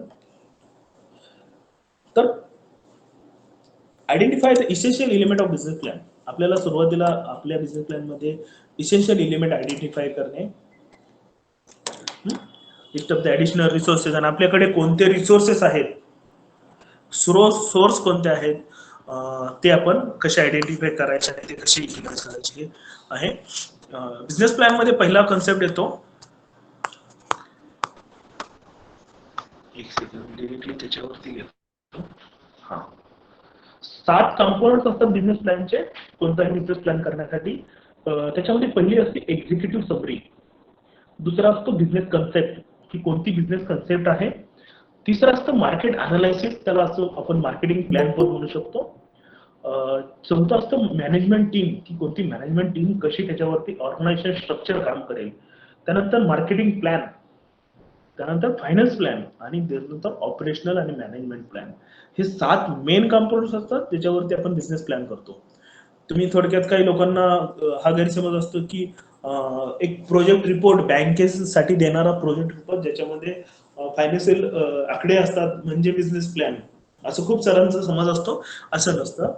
की आम्ही कोणतीही शेतकरी उत्पादक कंपनी किंवा कोणताही ऍग्री बिझनेस कोणाला सुरू करायचा असेल तर त्यांना सुरुवातीला बोलतो की तुमच्याकडे बिझनेस प्लॅन आहे का, तुम्ही स्वतःचे काही 2-4 पाने लिहिलेले आहेत का, तुमच्या मनात कोणती कल्पना आहे का. जर तुमच्याकडे कुठलाही प्लॅन नसेल, की आज मी ट्रेनर म्हणून मॅनेजसाठी 2,500-3,000 हजार मुलांना शिकवलं आहे, पण त्या लोकांनी नंतर ह्यांचे बिझनेस का चालू केले नाही, त्यांच्याकडे प्लॅन नव्हता. ट्रेनिंग घेतलं, सर्व झालं 2 महिन्याचं, पण प्लॅन नव्हता. तर तुम्हाला प्लॅन करावा लागतो. आणि प्लॅन कशावर डिपेंड राहतो, की आपल्याला त्या एरियातलं थोडंफार किती नॉलेज आहे, किंवा आपण नॉलेज असणाऱ्या व्यक्तीला घेऊ शकतो का, हा एक महत्वाचा प्रश्न आहे. आणि त्या पर्टिक्युलर चूज केलेल्या एरियामध्ये, त्या बिझनेसमध्ये किती पोटेन्शियल आहे आणि किती त्याच्यामध्ये हे आहे. कारण इन्व्हेस्टमेंट ही डिपेंड करते की त्याच्यामधून रिटर्न्स किती येतं. की कुठलीही तुम्ही 5 लाख इन्व्हेस्ट करत आहात तर त्याचं ROI काय आहे, रिटर्न ऑफ इंटरेस्ट, की तुम्हाला रिटर्न किती कशाप्रमाणे मिळणार आहे, हा त्यासाठी बिझनेस प्लॅन असतो. आणि ज्या कंपनीकडे बिझनेस प्लॅन नसतो ती कंपनी व्हेरिएबल नसते, म्हणजे ती वायबल नसते, स्टेबल नसते, ती वायबल असते. कशामुळे, कारण तिच्याकडे डिसिजन पॉवर नसतो, म्हणजे तिच्याकडे तिला निर्णय घेता येत नाही, कारण त्यांच्याकडे कुठलाही बिझनेस प्लॅन नसतो किंवा त्यांच्याकडे कुठलंही रिटर्न राईटअप नसतं. की मी पहिला कंपोनंट घेतो डिरेक्टली. एक्झिक्युटिव्ह समरी म्हणजे काय असतं, बिझनेस प्लॅन आयडेंटिफाय की एरियाज ऑफ युअर बिझनेस. ह्याच्यामध्ये एक्झिक्युटिव्ह समरीमध्ये की इन्व्हेस्टर, तुमच्यामधले इन्व्हेस्टर कोण असणार आहेत, त्यातले मेन डायरेक्टर कोण असणार आहेत, इन्व्हेस्टमेंट कशा प्रकारे असेल. A business plan help you start and keep business and not successful. You should prepare the business plan through the. त्यानंतर बिझनेस प्लॅन म्हणजे काय, थोडक्यात एक रिटर्न डॉक्युमेंट्स असतं जे तुमचे गोल्स, तुमचे ध्येय डिस्क्राईब करतं की हा मला हे करायचं आहे आणि हा पाथ आहे, हा रोड आहे ज्याच्या थ्रू मला जायचं आहे. म्हणजे माझा शॉर्ट टर्म गोल काय आहे, लॉंग टर्म गोल काय आहे, आणि त्यासाठी कशाप्रमाणे रिसोर्सेस मी युटिलाइज करणार आहे आणि कशा प्रकारे इन्व्हेस्टमेंट त्यासाठी जाणार आहे आणि त्याच्यातून रिटर्न किती येणार आहे. तर हा एक आपल्याला रिटर्न डॉक्युमेंट करायचे असते, एक फाईल करायची असते आपल्याला. तर 10 कारणे आहेत की तुम्हाला ज्याच्या बिझनेस प्लॅन का करावा, कशामुळे करावा. तर पहिलं, टू अट्रॅक्ट द इन्व्हेस्टर. तुम्हाला तुमच्या व्यवसायामध्ये, तुमच्या बिझनेसमध्ये तुम्हाला गुंतवणूकदार, इन्व्हेस्टर अट्रॅक्ट करायचे असेल तर त्यांना प्लॅन द्यावा लागतो. तुमच्याकडे एक प्लॅन लागतो, बिझनेस प्लॅन, आणि दुसरा तुमचा 5 इयर प्रोपोजिशन, म्हणजे 5 वर्षानंतर कंपनी कुठे असेल, त्याचे बिझनेस इन व्हॅल्यू मध्ये कसा राहील, तो किती पर्सेंटनी मल्टिप्लाय होईल आणि किती रिटर्न ऑफ इन्व्हेस्टमेंट असेल. हा 2 तुम्हाला इन्व्हेस्टर साठी, फंड रायझिंग साठी अट्रॅक्ट करण्यासाठी हा बिझनेस प्लॅन असतो. To suit see there your business ideas will work. आणि दुसरं म्हणजे की तुमच्या मनामध्ये जी बिझनेस आयडिया असेल, जी संकल्पना, जी कल्पना असेल, तर ती किती प्रमाणात वर्क करेल, कशाप्रमाणे वर्क करेल, तो ऑन पेपर वरती, ऑन चार्ट वरती तुम्हाला तो देता येईल. To outline each area of business, तुम्हाला आउटलाईन तयार करता येईल की किती सेक्टरमध्ये तुम्ही काम करणार आहे, त्याचे वेगवेगळे वर्क चॅनलाइज करता येईल वेगवेगळ्या पद्धतीने. तुम्हाला ऑर्गनायझेशन स्ट्रक्चर तयार करावं लागेल की बोर्ड ऑफ डायरेक्टर मध्ये हे असतील, त्यानंतर चीफ एक्झिक्युटिव्ह ऑफिसर हे असतील, चीफ टेक्निकल सीटीओ, सीईओ एक असेल, सीटीओ असतील, चीफ टेक्निकल ऑफिसर कोण आहे जो टेक्निकल पार्ट होईल, सीईओ असेल, चीफ ऑपरेटिंग ऑफिसर कोण असेल, आणि त्याच्यानंतर डिपार्टमेंट हेड कसे असतील, त्यानंतर त्या डिपार्टमेंटचे मॅनेजर्स कसे काम करतील, हे तुम्हाला एक स्ट्रक्चर तयार करावं लागतं. टू सेटअप माइलस्टोन, तुम्हाला एक माइलस्टोन करावा तयार करणं की तुम्ही कुठपर्यंत पोहोचू शकता आणि त्याचा ब्रेक इव्हन कधी येईल, हे तुम्हाला ते सेट करावं लागते. To learn about the market, महत्वाचा प्रश्न आहे की तुम्हाला मार्केटचं नॉलेज घ्यावं लागेल. मार्केट अनालिसिस म्हणतो आपण त्याला, की तुम्हाला सुचतंय खूप, पण मार्केटमध्ये तुमच्यासारखे खूप लोक आहेत आणि त्यामध्ये किती गॅप आहे. म्हणजे की तुमच्याकडे तुमच्यासारख्या तुमच्या भागामध्ये खूप कंपन्या आहेत आणि ते सेम काम करतात, तर तुम्ही काय वेगळं करणार आहात. तर ते ज्याप्रमाणे लोकांपर्यंत पोहोचता आहात त्यात कुठे गॅप दिसतो आहे आणि तो गॅप आयडेंटिफाय करून त्या गॅपवरती काम करणे, याला काय म्हणतात, मार्केट अनालिसिस करून त्याच्यावरती रिपोजिशन्स करणे किंवा सबस्टिट्यूट प्रोडक्ट इंट्रोड्यूस करणे. सबस्टिट्यूट प्रोडक्ट म्हणजे ऑलरेडी एक प्रोडक्ट आहे, एक सबस्टिट्यूट प्रोडक्ट. ऑलरेडी नोकिया वेल नोन ब्रँड होता, पण तो अँड्रॉइड सोबत गेला नाही. अँड्रॉइड सोबत एक दुसरा ब्रँड आला आणि अँड्रॉइड सोबत खूप नोकियाला रिपोजिशन्स केलं की त्याला मार्केटमधून बाहेर काढलं. हे तुम्हाला तुमच्यासाठी गरजेचं आहे. त्यानंतर to secure the additional funding or loans, महत्वाचा प्रश्न आहे की तुम्हाला ऍडिशनल फंडिंग लागतं. की कोणतीही कंपनी चालवायचं म्हणलं की तिला फंड आला, कुठलं त्याच्यामध्ये एम्प्लॉईज असतील, टेक्नॉलॉजी असेल तर ती टेक्नॉलॉजीवर किती खर्च होतो, एम्प्लॉईवरती किती खर्च येतो, त्यानंतर वर्किंग कॅपिटल असेल, तुमचं खेळतं भांडवल किती लागेल, आणि तो सेक्युअर करणे. म्हणजे कंपनीला आम्ही म्हणतो की ती कंपनी कोणतीही कंपनी चालवण्यासाठी 3 महिने अगोदर तुमच्याकडे पैसा पाहिजे. कोणत्याही एम्प्लॉईची सॅलरी करण्या अगोदर 3 महिने आपल्याकडे तो पैसा पाहिजे. त्यानंतर तुम्ही तुमच्या ह्याचं एक बिझनेस लाईफ सायकल तयार केलं पाहिजे. बिझनेस लाईफ सायकल म्हणजे एक चार्ट असतो. बिझनेस लाईफ सायकल म्हणजे की त्याच्यामध्ये 4 फेज असतात. 4 फेज म्हणजे 4 घटकांमधून तो जात असतो कुठलाही बिझनेस. त्याच्यामध्ये पहिला घटक असतो इंट्रोडक्टिव्ह, म्हणजे इंट्रोडक्टिव्ह मध्ये तुम्हाला प्रॉफिट जनरेट होत नाही, लॉस असतो, कारण तुम्ही मार्केटमध्ये नवीन असता आणि सेल अजिबात नसतो. त्याच्यामध्ये तुम्ही हा कर्व असतो, ज्याच्यामध्ये पहिला इंट्रोडक्टिव्ह फेज पासून सुरुवात होते. त्यानंतर ग्रोथ फेज असते. ग्रोथ फेज म्हणजे तुम्ही खूप फास्ट ग्रोथ करत असतात, तुम्ही मार्केटमध्ये मार्केट शेअर कॅप्चर करत असतात, म्हणजे स्वतःचा हिस्सा राखत चाललेले असतात आणि कंपनी मोठी होत चाललेली असते आणि महत्वाचं म्हणजे सेल जनरेट होतो, रिव्हेन्यू जनरेट व्हायला सुरुवात झालेली असते आणि तुम्ही एक चढत्या आलेखाप्रमाणे खालून वरती जाण्याचा प्रयत्न करत असता. हा असतो ग्रोथ स्टेज. त्यानंतर असते मॅच्युरिटी स्टेज, म्हणजे एक तुमच्या मनामध्ये तो ब्रँड सेट होतो, लोकांच्या मनामध्ये तो ब्रँड सेट होतो आणि तो ब्रँड सेट झाला की तो एक पोझिशन तयार करतो. जसं की तुम्ही कोणताही घ्या, मोठे मोठे ब्रँड्स आहेत जे मनामध्ये कोलगेट, पार्ले, आयटीसी मॅगी असेल, एक एक प्रोडक्ट जर निवडला तर तो मनामध्ये पोझिशन तयार केलेली असते मार्केटमध्ये. लोकांच्या डोक्यामध्ये तो ब्रँड हॅमर झालेला असतो आणि तो ऑटोमॅटिकली सेल स्टार्ट होतो. त्यानंतर तुम्हाला कमी खर्च करावा लागतो, हा मॅच्युरिटी येते. अशा वेळेस काय करावं लागतं, मॅच्युरिटी आल्यानंतर, कुठलाही बिझनेस मॅच्युरिटीला आल्यानंतर तुम्हाला त्याच्यामध्ये रिइनोव्हेशन करावं लागतं. रिइनोव्हेशन म्हणजे वेगवेगळे नाविन्यपूर्ण बदल, त्याच्यामध्ये टेक्नॉलॉजिकल बदल, प्रॉडक्ट बदल, क्वालिटीमध्ये बदल आणि मार्केटचा ट्रेंड काय चालू आहे त्याच्यानुसार त्याच्यामध्ये बदल करायचा. आणि हे जर तुम्ही बदल केले नाही तर दुसरी कंपनी तुमच्यासारखा प्रोडक्ट लॉन्च करते आणि तुमच्या त्या जे तुम्ही बदल केले नाही त्या गॅपवरती काम करून तुम्हाला रिपोजिशन्स करते. म्हणजे कोडॅकनं डिजिटल कॅमेरा आणला नाही, ते रोल कॅमेऱ्यावरती राहिले, त्याच्यामुळे सोनीनं त्यांना बाहेर काढलं मार्केटमधून. सोनीने डिजिटल कॅमेरा आणले, पण मोबाईल आले, मोबाईलमध्ये कॅमेरा आले, मोबाईलमध्ये घड्याळ आलं, मोबाईलमध्ये सर्व आलं, त्यामुळे 3 इंडस्ट्री कोलॅप्स झाल्या. म्हणजे घड्याळ लोक वापरायचे बंद झाले. त्यानंतर महत्वाचं म्हणजे कॅमेराचं मार्केट सगळं संपलं, मोबाईलमध्ये कॅमेरा आले, सोनीलाही बंद केलं, मोबाईलमध्ये कॅमेराज आले. आणि त्याच्यानंतर महत्वाचं म्हणजे टॅब येत होते, आणि हे टॅब आज कॉलेज झाले. टॅब आता कुठे तुम्हाला बघायला भेटत नाही, कारण टॅब मध्ये सर्व फीचर तुमच्या अँड्रॉइड फोन मध्ये आले. लॅपटॉप्स कमी झाले, फक्त अँड्रॉइड फोन याच्यामध्ये सर्व काही व्हायला लागलं. तर हे असतं रिपोजिशन. हे तुम्हाला त्याच्यामध्ये कळेल.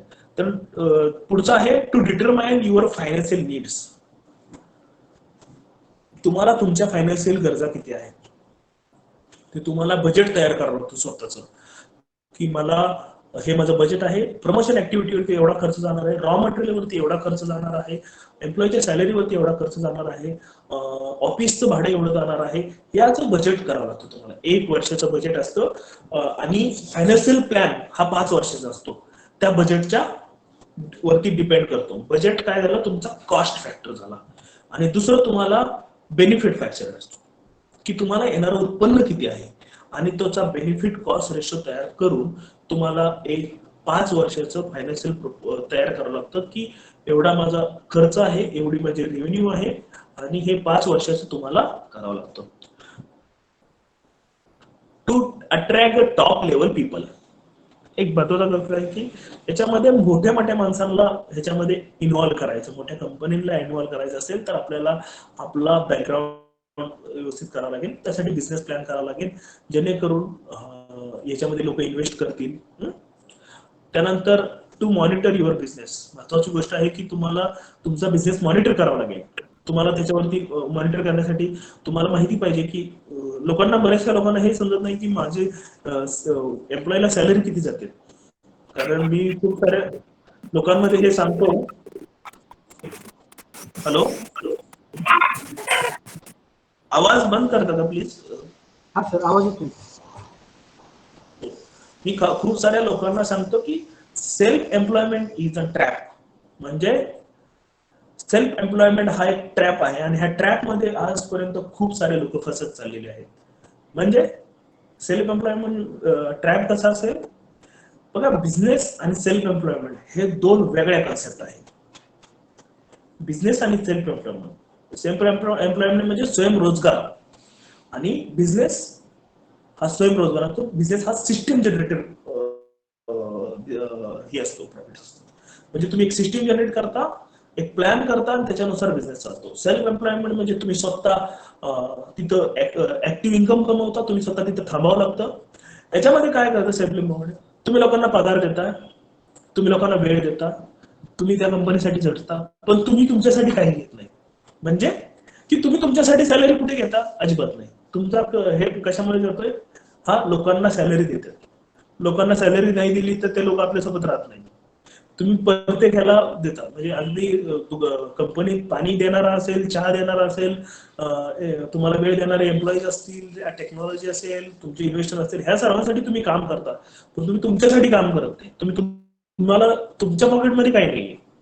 तुम्ही स्वतःला सॅलरी द्यायला सुरुवात करा. मला असं म्हणायचं की तुम्ही स्वतःला सॅलरी द्यायला सुरुवात करा, जेणेकरून तुम्हाला त्याची किंमत कळेल, तुम्हाला ते त्याच्यातून बिझनेस जनरेट करता येईल. त्यानंतर to divide and continuously plan.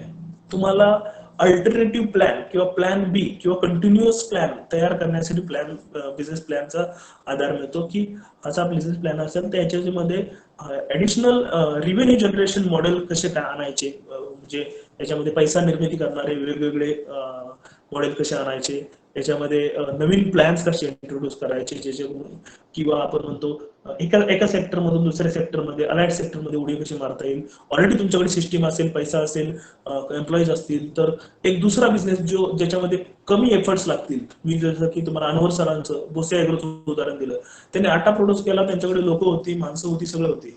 Atta produce केल्यानंतर ते राहिलेलं 3rd ग्रेडचं मटेरियल आहे ते पशुखाद्य त्यांनी प्रोड्यूस केलं. पशुखाद्य ते चॅनल करण्यासाठी त्यांना पशुखाद्य विक्रीसाठी ज्या मिल्क डेअरी असतात, दुधाच्या डेअरी, हा एकमेव साधन आहे महाराष्ट्रामध्ये आज पशुखाद्य विक्रीचं, जिथून लोकांना दुधाचे पैसे नंतर कट करून घेतले जातात तुमच्या पशुखाद्यातून. म्हणून त्यांनी डेअरीमध्ये उडी घेतली, आणि ते मिल्क कलेक्शन मध्ये पण चालू झाले. असे तुम्हाला वेगवेगळे सेक्टर हा प्लॅन तयार करता येतो, कंटिन्युअस प्लॅन.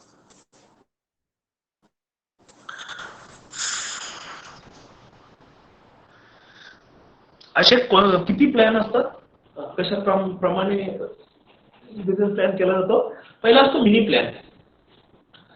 एक छोटासा क्रिटिकल हे असतो की छोटा प्लॅन तयार करतो. कन्सेप्ट काय आहे? 3-4 पानं. तो मिनी प्लॅन तुम्ही तयार करायचा असतो तुमच्या मनाने. आणि त्यानंतर तुम्ही आमच्याकडे आल्यानंतर आम्ही तुम्हाला वर्किंग प्लॅन आणि प्रेझेंटेड प्लॅन मोठा कसा तयार करायचा तुमच्या आधारे तो आपण त्याच्यावर करत असतो. मिनी प्लॅन तुम्हाला स्वतः तुम्हाला सुचणारी आयडिया. कधी आता तुम्ही जर हे सेक्शन ऐकत असाल ना, तर तुमच्या हातात पेन असायला हवा, तुमच्या हातात डायरी असायला हवी. तुम्ही हा एक एक गोष्ट नोट डाऊन करायला हवी की बाबा हे आणि ह्याच्यातून कसं तयार करता येईल, हे तुम्ही तुमचं लिहायला सुरुवात करा. आम्ही खूप साऱ्या शेतकऱ्यांना भेटतो, शेतकरी उत्पादक कंपन्यांना भेटतो, सगळ्यांकडे आयडिया असतात, पण त्या त्यांच्यानंतर लक्षात राहत नाही किंवा त्या तुम्ही जर लिहायला सुरुवात केली तर त्या एका आयडियातून समोरचा तुम्हाला 2 माणसं भेटल्यानंतर तुम्हाला अजून 2 आयडिया सांगतात आणि हे तुम्हाला तुमचं ब्रेनस्टॉर्मिंग वाढतं. तुम्ही कल्पना करायला शिका. कल्पना करायला शिका म्हणजे आम्ही म्हणजे मी आणि पांढरे सरांचा खूप एक मोठा विषय आहे की आम्ही स्वप्न खूप बघतो. म्हणजे आम्ही खूप ठरवतो असं मनामध्ये की स्वप्न आज असं केल्यानंतर उद्या तसं होईल. हे स्वप्न बघा, बिझनेसचे स्वप्न बघा की जेणेकरून एक तर तुम्ही स्वप्न बघितल्यानंतर पहिली गोष्ट काय होते की तुम्हाला ब्रेन स्ट्रोमिंग चालू होतं, म्हणजे मनामध्ये विचारसरणी चालू होते की स्वप्न बघितल्यानंतर तुमची थॉट प्रोसेस वाढते. थॉट प्रोसेस म्हणजे विचार करण्याची क्षमता, आणि ही विचार करण्याची क्षमता वाढल्यानंतर तुमच्या मनामध्ये क्युरियोसिटी तयार होते. म्हणजे की काही नवीन असेल आणि मी कुठे शिकायला हवं, कोणत्या ट्रेनिंग घ्यायला पाहिजे, कोणत्या युट्यूब चॅनलवरती मला बघायला भेटेल, आणि तुमच्या मनामध्ये क्युरियोसिटी तयार होते. आणि क्युरियोसिटी तयार झाल्यानंतर तुमच्या मनामध्ये एनर्जी तयार होते की अरे बघितलंच पाहिजे, यासाठी गेलं पाहिजे, त्यासाठी पैसे गेले तरी चालतील. तुम्ही मोठ्या मोठ्या लोकांचे भाषणं बघा, त्यांचे बिझनेस प्लॅन बघा, युट्यूबवर मिळेल तुम्हाला ट्रेनिंग मिळते. आम्ही ट्रेनिंग कंडक्ट करतो, खूप सारे ट्रेनर्स आता ऑनलाईन आहेत. ही तुमच्या मनामध्ये पहिल्यांदा कल्पना शक्ती झाली पाहिजे, त्यानंतर तुमच्यामध्ये थॉट प्रोसेसिंग वाढली पाहिजे, विचारसरणी वाढली पाहिजे, त्यानंतर तुमच्या मनामध्ये क्युरियोसिटी तयार झाली पाहिजे, एनर्जी तयार झाली पाहिजे. आणि ही एनर्जी, याला आम्ही काय म्हणतो, ऍक्शन म्हणतो. आणि ही एनर्जी ज्यावेळेस तयार होते त्यावेळेस लोक शिकतात, शिकल्यानंतर ते लोक प्रॅक्टिकली उतरवतात आणि लोक घडतात, ऍक्शन घेतात. फक्त विचार करण्यात मजा नाहीये, तुम्हाला ऍक्शन करावं लागेल. त्यानंतर टेक ऍक्शन नाव आम्ही असं म्हणे. हा मिनी प्लॅन तुम्हाला तयार करावा लागतो, तुमच्या मनामध्ये येणाऱ्या कल्पना, आणि त्याच्यानंतर वर्किंग प्लॅन आम्ही तुम्हाला ऑलमोस्ट तयार करतो की जो पूर्ण बिझनेसचं ऑपरेशन आणि प्रोग्रेस काय असेल ते तुम्ही कोणाकोणी तुम्ही स्वतःही करू शकता. नसेल तुम्हाला जमेल तर आमच्याकडे या, आम्ही तुम्हाला तो बिझनेस प्लॅन तयार करून देऊ. आता असं पण कसं करतो आम्ही, पहिल्यांदा वर्किंग प्लॅन, प्रेझेंटेशन प्लॅन, त्यानंतर बिझनेसचा ओव्हरव्ह्यू असेल, मार्केटिंग प्लॅन असेल, फायनान्शियल मॅनेजमेंटचा प्लॅन असेल, ऑपरेशन मॅनेजमेंट प्लॅन असेल. तुम्हाला त्याचे 7 कॉम्पोनंट सांगितले ना, हे 6 वेगळे प्लॅन तयार होतात.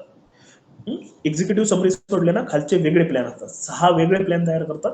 यासाठी आम्ही बऱ्याचशा मार्केट रिसर्च ऑर्गनायझेशन असतील, नंतर हे असेल चार्टर्ड अकाउंटंट असतील, यांच्या मदतीने हे 6 प्लॅन तयार करतो. त्याच्यामध्ये पहिला जे असते एक्झिक्युटिव्ह समरी. मी तुम्हाला सांगितलं की तुम्हाला बोर्ड ऑफ डायरेक्टरचं स्ट्रक्चर तयार करावं लागेल. एक्झिक्युटिव्ह स्टाईल, इन्व्हेस्टर कोण असतील, याच्यामध्ये किती पैसे लावू शकतात आणि कशाप्रमाणे लावू शकतात, त्याचे बोर्ड ऑफ डायरेक्टर मध्ये कोण असेल, तुम्ही तुमचा चीफ एक्झिक्युटिव्ह ऑफिसर कोण देणार आहात, चीफ टेक्निकल ऑफिसर कोण देणार आहात, chief operating officer, CO, CE आणि सीटीओ हे कोण देणार आहात, याची एक समरी तयार करावी लागेल. की तुम्हाला शेतकरी उत्पादकांमध्ये तिथेच भांडण चालू होतं की डायरेक्टर कोण व्हायचं, सीईओ कोण व्हायचं. तर त्यासाठी आम्ही सुरुवातीला सांगतो की आपल्याला काय आहे, बिझनेस करायचा आहे, बरोबर आहे. तर तुम्हाला जवळची माणसं घ्यावं लागतील सुरुवातीला, जी फुटणार नाही. जवळची माणसं म्हणजे जी एकत्र येतील, नवीन असतील किंवा तुमचा विचार जुळतील, तुमच्या बिझनेस कल्पना जुळतील. विश्वासाची, जवळची, एकत्रित राहणारी संघटना तुम्हाला उभा करावं लागेल. मी तुम्हाला सांगतो, शिवाजी महाराजांनी संघटना केली मावळ्यांना एकत्र घेऊन, कारण त्याच्यात एकोपा तयार केला, लोक त्यांच्यामध्ये मिसळले. म्हणजे तुम्ही असं नाही की मी डायरेक्टर सीईओ आहे आणि मी माझ्या ऍटिट्यूड मध्ये राहणार, लोकांना एकत्रित करणार नाही. किंवा लोक माझे ऐकतील असं नसतं. तुम्हाला त्यांच्यामध्ये मिसळून काम करावं लागतं. तुम्हाला स्वतःला पॅकेजिंग करावं लागेल, सुरुवातीला स्वतःला सगळी कामं करावं लागतील. त्यामुळे जे डायरेक्टर असतील, जे सीईओ असतील, ते तुम्हाला तळागाळातून हेल्प करणारे, पळणारे, धावणारे अशी लोक तुम्हाला घ्यावं लागतील. बरोबर आहे. नाहीतर काय होतं, शेतकरी उत्पादक कंपनीचं आम्ही बघितलं आता, पंचायतीचं इलेक्शन लागलं आणि महाराष्ट्रातल्या 20-25% शेतकरी उत्पादक कंपन्या बंद पडल्या. डायरेक्टर दोघं एकमेकांच्या विरोधात गेले. असं व्हायला नको. त्यामुळं तुमचं पॉलिटिकल करिअर, तुमचं बघा, कधीही बिझनेसमध्ये इन्व्हॉल्व्ह करताना 2 प्रोफाईल असतात. एक असतो प्रोफेशन आणि दुसरा असतो पर्सनल. आम्ही त्याला XY थेरी म्हणतो. म्हणजे व्यवसायातील लोकांशी किंवा तुमच्या वर्किंग एरिया, ऑफिस मधल्या लोकांशी तुम्हाला कोणतंही वैयक्तिक नातं तयार करायचं नसतं. त्यांच्यासोबत कुठलेही वैयक्तिक संबंध ठेवायचे नसतात. तुम्हाला कुठलेही इंडिव्हिज्युअल पर्सनल व्यवहार त्यांच्यासोबत करायचे नसतात. कारण ऑर्गनायझेशन चालतं हे युनिटी आणि ट्रस्टवरती, आणि कुठेही व्यवहार आला की हे प्रॉब्लेम. त्यामुळे मी सुरुवातीला सांगतो की तुमच्या बिझनेसमध्ये किंवा तुमच्या वर्किंग एरियामध्ये तुम्ही कुणाशी वैयक्तिक नाते करू नका. आणि जो तुमचा वैयक्तिक एरिया आहे त्याच्यामध्ये कुठेही बिझनेस करू नका. म्हणजे तुमचा वैयक्तिक माणसं कधीही तुमच्या ऑफिसमध्ये येता कामा नये आणि तुमच्या ऑफिसच्या माणसांसोबत तुम्ही कुठलेही वैयक्तिक रिलेशन नका. हे काही XY थेरी आहे, हे मॅनेजमेंटचे रूल आहेत जे फॉलो करणे गरजेचं आहे. त्यानंतर एक्झिक्युटिव्ह समरीमध्ये तुम्हाला असे डायरेक्टर बघायचे आहेत जे प्लॅनिंग, ऑर्गनायझिंग, कंट्रोलिंग, डायरेक्टिंग ह्या 4ही कन्सेप्टवरती चलन जो उतरत असेल, जो प्लॅनिंग करू शकतो, जो सर्वांना ऑर्गनायझिंग करून संघटित करू शकतो, त्यानंतर तो सर्वांवरती कंट्रोल करू शकतो. प्लॅनिंग, ऑर्गनायझिंग, कंट्रोलिंग आणि सर्वांना डायरेक्शन देऊ शकतो, दिशा दाखवू शकतो. तर असा माणूस तुम्हाला त्या डायरेक्टर बॉडीमध्ये देणे गरजेचं आहे. त्यानंतर बिझनेस कन्सेप्ट, की तुम्हाला कन्सेप्ट काय आहे त्याच्यावरती वर्किंग करा. मी तुम्हाला सांगितलं मिनी प्रोजेक्ट रिपोर्ट हा फक्त तुमच्या बिझनेस कन्सेप्टवरती आहे, की तुम्हाला बिझनेस कन्सेप्ट कोणता आहे, तो कशाप्रमाणे आपल्याला उतरवता येईल याच्यामध्ये. त्यानंतर येतं मार्केट अनालिसिस. महत्वाचं म्हणजे मार्केटचा स्टडी करणे पाहिजे. म्हणजे सिंपल मार्केटचा स्टडी आहे. एक आहे मार्केट सर्वे. तुम्हाला सर्वे करायचा आहे. सर्वेची क्वेश्चनरीज तयार करायची, तुम्हाला प्रश्न उत्तरे तयार करायचे आहेत. की पहिला प्रश्न असेल की कॉम्पिटिटर कोण आहेत, म्हणजे तुमचे प्रतिस्पर्धी कोण आहात त्यांची लिस्ट काढायची. कॉम्पिटिटर त्या सर्वांची लिस्ट काढा. त्यातले तुमच्या एरियामध्ये कोण आहेत त्याची लिस्ट करा. त्यानंतर त्याचं 4P अनालिसिस करा. 4P अनालिसिस म्हणजे त्याचं प्राइस अनालिसिस. या सर्वांच्या पहिले प्रोडक्ट अनालिसिस, या सर्वांचे प्रोडक्ट कोणते आहेत, पहिला प्रश्न. कोणत्या प्रकारचे आहेत, कोणत्या ह्याच्यावरती काम करतात, त्यांची पॅकेजिंग कसं आहे, हे पूर्ण प्रोडक्टचं तुम्ही माहिती काढा. त्यानंतर त्याची प्राइस काढा, की कोण कोणत्या प्राइसला विकत आहे, कशामुळे विकत आहे, टार्गेट कस्टमर कोणते आहेत प्राइससाठी, हे एक आहे. हे आहे. त्यानंतर प्रमोशन ऍक्टिव्हिटी ते कोणती करत आहात, ते कोणत्या प्रमाणे बॅनरिंग करत आहात, पोस्टरिंग करत आहेत, सोशल मीडियावरती पोस्ट टाकत आहात, तुम्हाला कॉल येत आहेत. तुम्हाला बघा इलेक्शनच्या वेळेस खूप फोन मेसेज येत असतील. अशा प्रमाणे तुम्हाला कोणते प्रमोशन टूल्स ते यूज करतात जेणेकरून ते लोकांपर्यंत पोहोचतात, ते एक महत्वाचं आहे. आणि लास्ट आहे प्लेस. त्यांचं ठिकाण कोणतं आहे, कोणत्या तिथून लोकेशनवरून ते बिझनेस करत आहेत, तिथे कोणतं लोकेशन आहे, त्यांच्या ऑफिसचं कोणतं लोकेशन आहे, त्यांच्या फॅक्टरीचं लोकेशन कोणतं आहे, आणि त्यांच्या मार्केटिंग करणारे युनिट जे आहे त्याला आपण सेल पॉईंट म्हणतो, सेल पॉईंटची लोकेशन कोणतं आहे, या सर्वांवरती तुम्हाला मार्केट अनालिसिस करणे आहे. त्यानंतर त्यांचा टोटल मार्केटचं साईज किती आहे, म्हणजे टोटल मार्केट साईज म्हणजे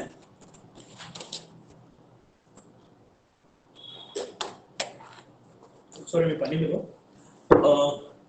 या क्षेत्रामध्ये आपल्यासारखा बिझनेस करणारा किती टक्के म्हणजे किती व्हॅल्यू मध्ये बिझनेस करतात, म्हणजे मार्केट साईज किती करोडची आहे.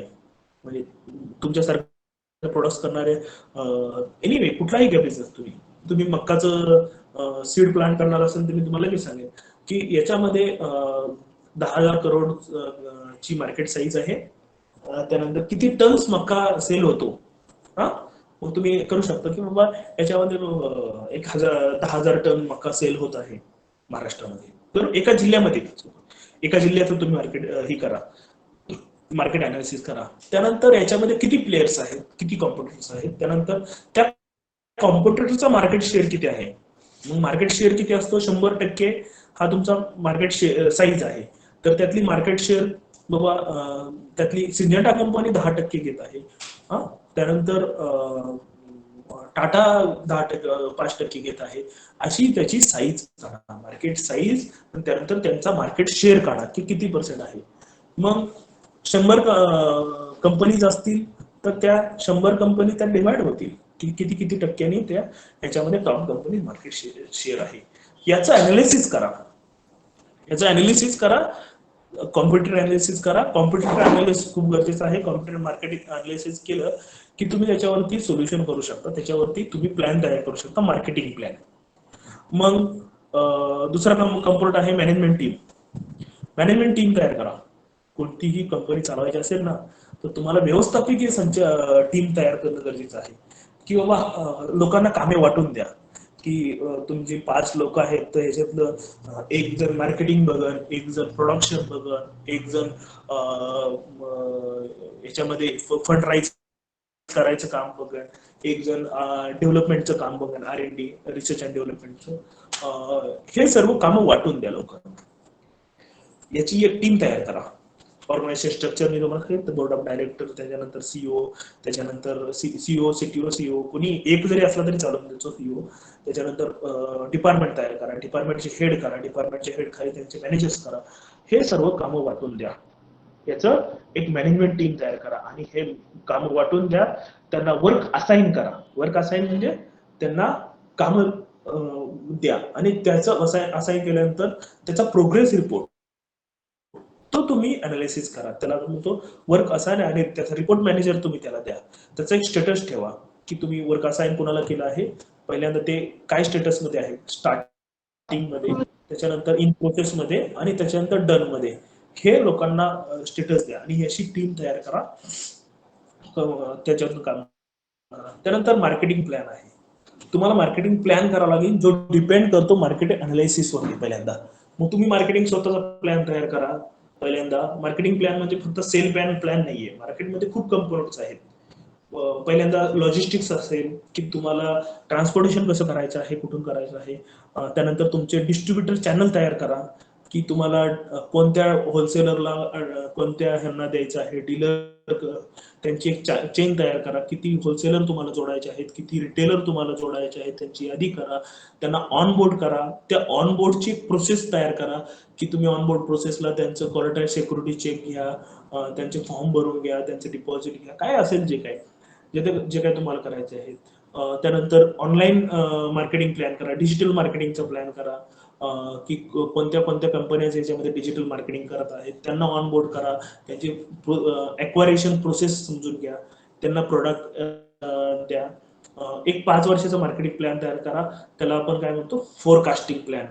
की सुरुवातीला मी एवढा ह्या जिल्ह्यामध्ये एवढा माल मी सेल करेन, त्याच्यामध्ये ह्या तालुक्यांमध्ये एवढा असेल, ह्या तालुक्यामध्ये एवढा असेल. असं तुम्ही एक मार्केटिंग प्लॅन तयार करा. सेल प्लॅन त्याला फोरकास्टिंग 1 वर्ष अगोदर द्या आणि तुमचा त्याचा बेनिफिट कॉस्ट रेशो तयार करा. तो मार्केटिंग कॉस्ट किती जाणार आहे ते कॅल्क्युलेट करा. इथे प्रमोशनला किती कॉस्ट जाणार आहे, प्रोडक्ट लॉन्चिंगला किती कॉस्ट जाणार आहे, तुमच्या एम्प्लॉईच्या सॅलरीला किती कॉस्ट जाणार आहे, तुमच्या गाड्या फिरणार आहेत त्याच्यासाठी किती कॉस्ट जाणार आहे. आणि ही कॉस्ट तुम्ही डिवाइड करा आणि पर केजी म्हणजे कोणता आहे, मी तुम्हाला सीड प्लांट सांगितलं, 1 किलो मका विक्रीसाठी किंवा 1 पिशवी मका विक्रीसाठी किती निव्वळ खर्च येतो आहे, आणि हा मार्केटिंग कॉस्ट किती आहे आणि प्रोडक्शन कॉस्ट किती आहे ही तुम्ही कॅल्क्युलेट करा. म्हणजे एक पिशवी मका 1000 रुपयाला विकत आहात तुम्ही बियाण्याची, तर त्यासाठी मार्केटिंग कॉस्ट 100 रुपये येत असेल, प्रोडक्शन कॉस्ट 400 रुपये येत असेल, तर तुम्हाला 500 रुपये खर्च आहेत. आणि त्याच्यानंतर तुम्ही जी क्रेडिट देत आहात त्याच्यावरती किती इंटरेस्ट लावणार आहात, किंवा तुम्ही इन्व्हेस्टमेंट घेणार आहात, तिची बिझनेस सायकल किती दिवसात कम्प्लीट होणार आहे. बिझनेस सायकल म्हणजे मी तुम्हाला प्रोडक्ट लाईफ सायकल सांगितली, जसं बिझनेस लाईफ सायकल असते. म्हणजे रॉ मटेरियल परचेस केलं, प्रोसेसिंग केलं, मॅन्युफॅक्चरिंग केलं, पॅकेजिंग केलं, त्याच्यानंतर ते मार्केटमध्ये आलं, मार्केटमध्ये त्याला क्रेडिटवरती दिलं आणि 3 महिन्यानंतर तो पैसे देणार आहे आणि ती पैसे ज्यावेळेस आपल्याला मिळतात त्यावेळेस एका ह्याचं सायकल कंप्लीट झालं. आणि यासाठी किती महिने टाइम लागतो आणि त्या किती महिने टाइम लागतो, त्या महिन्याचा इन्व्हेस्टमेंट केलेल्या पैशावरती किती इंटरेस्ट लागतो, हा सगळं आपल्याला कॅल्क्युलेट करावं लागेल. याचा एक प्लॅन तयार करावा लागतो. त्यानंतर फायनान्शियल प्लॅन तयार करावा लागेल की ही सर्व मार्केटिंग आणि प्रोडक्शन करण्यासाठी आपल्याला किती खर्च येतो. मग सुरुवातीला किती खर्च येईल, 1 महिन्यानंतर किती खर्च येईल, 1 वर्षानंतर किती खर्च येईल, दोन वर्षानंतर किती खर्च येईल, हे तुम्हाला प्रत्येक ह्याच्यानुसार फायनान्स प्लॅन करावा लागतो. फायनान्स प्लॅन 2 प्रकारचे असतात. एक असतो फायनान्स तुमचा प्लॅन तयार करायचा की बजेट प्लॅन, की किती बजेट तुम्हाला लागेल. म्हणजे तुम्हाला सांगितलं ऑफिससाठी खर्च किती आहे. त्यात 3 गोष्टी आहेत. पहिले आहे कॉस्ट ए, कॉस्ट बी, कॉस्ट सी. कॉस्ट ही असते की फिक्स कॉस्ट किती आहे, तुम्ही रिसोर्सेस, तुम्ही तुमची जागा लावताय, तुमचं ऑफिसेस लावताय, हे फिक्स कॉस्ट मध्ये जातं. पाणी असेल, इलेक्ट्रिसिटी असेल, हे फिक्स कॉस्ट मध्ये जातं. हे फिक्स कॉस्ट आहे, ही किती लागेल. व्हेरिएबल कॉस्ट किती आहे, तुम्हाला एम्प्लॉई सॅलरीज किती लागतील, वर्किंग कॅपिटल खेळतं भांडवल किती लागेल, हे तुम्हाला कॉस्ट घेत. आणि कॉस्ट सी मध्ये तुम्हाला की मार्केटिंग कॉस्ट किती लागेल तुम्हाला नंतर, त्यानंतर रेट ऑफ इंटरेस्ट किती लागेल, हा तुम्हाला हे तिन्ही कॉस्ट कॅल्क्युलेट करावं लागतील. बरोबर आहे. तर तुम्हाला ते एक तुम्हाला त्याचं हे काय फायनान्स करायला बजेट तयार करावं लागेल. दुसरं येतं की तुम्हाला बँक प्रपोजल, जर तुम्हाला लोन हवे असेल तर त्यासाठी डिटेल प्रोजेक्ट रिपोर्ट तयार करावा लागतो. डिटेल प्रोजेक्ट रिपोर्ट असाच असतो, त्याच्यामध्ये executive summary, business concept, market, हे कॉम्पोनंट सेम येतात. फक्त मार्केटिंग प्लॅन हा कॉम्पोनंट नसतो, मॅनेजमेंट टीम हा कॉम्पोनंट असतो, एक्झिक्युटिव्ह समरी, बिझनेस कन्सेप्ट आणि तुमचा डिटेल प्रोजेक्ट रिपोर्ट. त्याच्यामध्ये किती कशावरती किती खर्च करणार आहात ते सर्व तुम्हाला द्यावं लागतं. त्याच्यानंतर तुमचा benefit cost ratio, net present value काढावं लागते. त्याच्यानंतर तुम्हाला 5 वर्षासाठी लोन हवे असेल तर मुद्दल किती येणार, त्याच्यावरती व्याज किती येणार, दुसऱ्या वर्षी मुदलीतून पैसे कमी होतील, राहिलेल्या रक्कमेवरती व्याज येईल, असं तुम्हाला प्रत्येक ह्याचे क्वार्टरली, मंथली किंवा अॅन्युअली हप्ते तयार करावे लागतात. ह्याचा एक तुम्हाला प्रोजेक्ट रिपोर्ट बँकेला द्यावा लागतो. हा एक आहे. 7वा कॉम्पोनंट आहे ऑपरेशन्स आणि मॅनेजमेंट प्लॅन्स. हा महत्वाचा कॉम्पोनंट आहे. ऑपरेशन्स आणि मॅनेजमेंट प्लॅन्स, तुम्हाला ऑपरेशन्स प्लॅन तयार करावे लागतात की कुणी काय काम करायचं, किती काम करायचं. त्यासाठी तुम्हाला एक प्रत्येक डिपार्टमेंटला एक ऑपरेशन प्लॅन तयार करावा लागतो. की सपोज माझ्याकडे होतं ते की आता आमचं काम चालू आहे. पहिलं काम आहे तुम्हाला वर्क फ्लो तयार करावा लागतो प्रत्येक डिपार्टमेंटला. वर्क फ्लो म्हणजे कामाची आखणी. वर्क फ्लो मध्ये शेड्यूल तयार करावं लागतं की सुरुवातीला मला काय काम करायचं आहे. सुरुवातीला फंड राईज असेल, त्यानंतर डोमेस्टिक मार्केट असेल, मार्केट हे असेल त्याचं असे, तुम्हाला बॅकवर्ड लिंकेज काय करायचं आहे, म्हणजे तुम्हाला बॅकएंडला काय सपोर्ट द्यायचे, फॉरवर्ड लिंकेज तुम्हाला पुढे विक्रीसाठी काय सपोर्ट त्यांचं इंटिग्रेशन करावं लागतं. तुम्हाला कोणासोबत टायप करायचं असेल, जॉईंट व्हेंचर करायचे असतील त्याचं हे करावं लागतं. हे तुम्हाला प्रत्येक डिपार्टमेंटला तो स्वतःचा एक वर्क फ्लो तयार करावा लागतो. की सुरुवातीला लागणाऱ्या गोष्टी, नंतर लागणाऱ्या गोष्टी, त्याचं कामाचं शेड्यूल तयार करावं लागतं. त्याच्या प्रायोरिटीज ठरावं लागतात की अगोदर कोणत्या गोष्टी केल्या पाहिजे, सेकंड कोणत्या गोष्टी केल्या पाहिजे. त्याचा एक ऑपरेशन प्लॅन तयार करावा लागतो. हा प्लॅन तयार करावा लागतो. त्यानंतर मॅनेजमेंट प्लॅन तयार करावा लागतो तुम्हाला. मॅनेजमेंट प्लॅन महत्वाचं की कुणाला हायर करायचं, कुणाला कामाला लावायचं, कुणाला ठेवायचं, त्याचं प्लॅनिंग कसं करायचं, ऑर्गनायझिंग कसं करायचं, डायरेक्टिंग कसं करायचं, ह्या सर्वाच्या. त्यानंतर ऑन टाइम, त्याला काय म्हणतो आम्ही, चेंजिंग प्लॅन, की ऑन टाइम वरती एखादी काय गोष्ट झाली तर त्याच्यावरती डिझास्टर मॅनेजमेंट तुमचं काय आहे, की त्याला ओव्हरकम करण्यासाठी, तो प्रॉब्लेम्स ओव्हरकम करण्यासाठी तुम्हाला. कारण लोक घाबरतात की अचानक नैसर्गिक आपत्ती आली.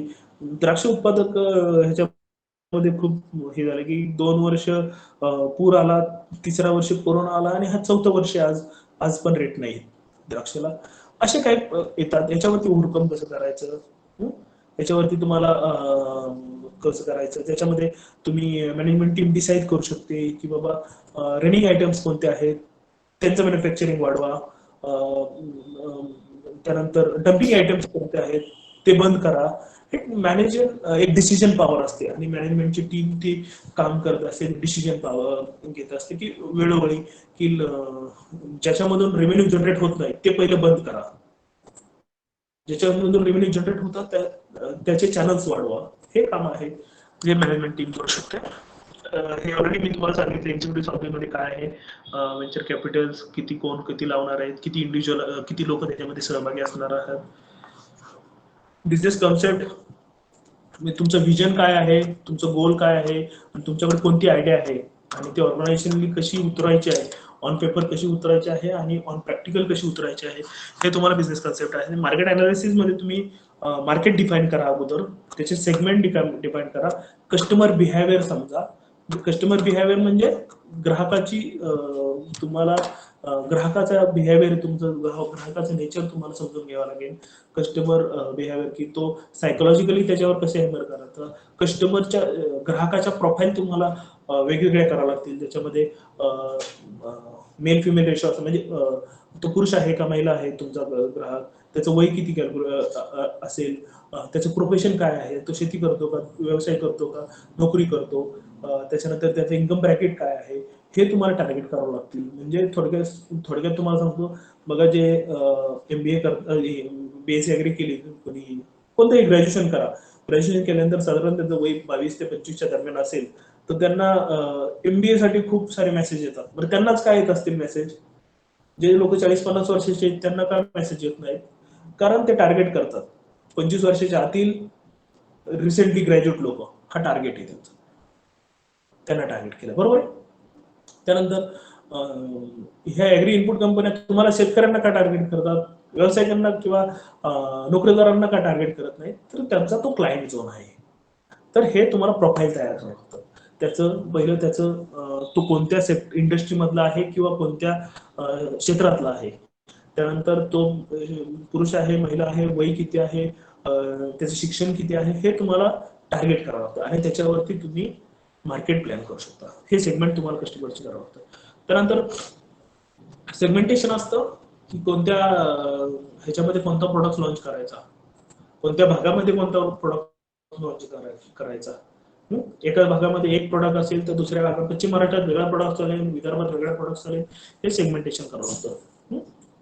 त्यानंतर प्रोजेक्ट आणि मार्केट शेअर, मी तुम्हाला ऑलरेडी सांगितलं की मार्केट साईज असेल त्याच्यामध्ये किती कोणाचा मार्केट शेअर असेल ते तुम्हाला कॅल्क्युलेट करावा लागतो, तो तुम्हाला अनालिसिस करावा लागतो. त्यानंतर position of your products and service, आता तुमच्या प्रोडक्ट्स आणि सर्व्हिस त्याच्यामध्ये किती शेअर घेऊ शकतात त्याचं तुम्हाला पोझिशन करावं लागतं, याचं तुम्हाला फोरकास्टिंग करावं लागतं.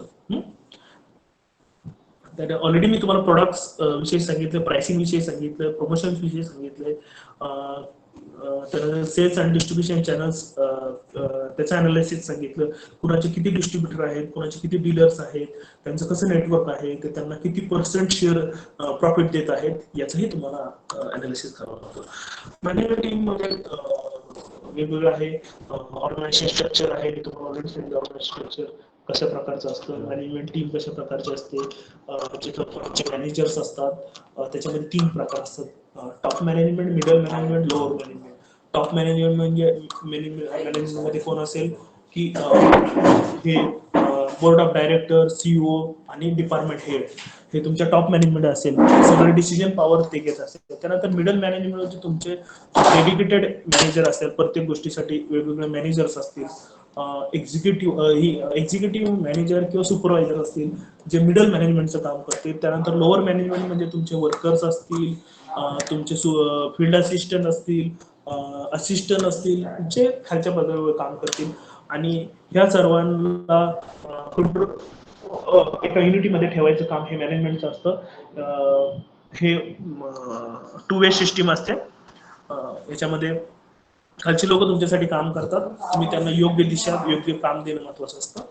त्यानंतर वर्किंग स्ट्रक्चर असेल, एक्सपर्टाईज असेल, स्किल गॅप असेल, हे तुम्हाला हे सर्व मॅनेजमेंटचे भाग आहे की कोणाला ज्याच्यात स्किल आहे ते त्याला काम देणं गरजेचं आहे. नाहीतर तुम्ही सांगता लता मंगेशकरला की तू सचिन तेंडुलकर सारखी बॅटिंग कर आणि सचिन तेंडुलकर सांगताना की तुम्ही लता मंगेशकर सारखं गायन कर, तर हे चुकीचं आहे. तुम्ही त्याचे वेगवेगळे प्रोफेशन्स निवडा, की मी मॅनेजमेंटचा माणूस आहे तर मला मॅनेजमेंटच काम दिलं पाहिजे. मला दुसरं अकाउंटिंगचं काम दिलं तर मला माझं गणितात मी फेल आहे डिग्री, असं असं असू शकतं. की ज्याला जे काम येतं, ज्याला ज्याचं स्किल आहे, ज्याच्यामध्ये त्याचं स्वतःच हे आहे.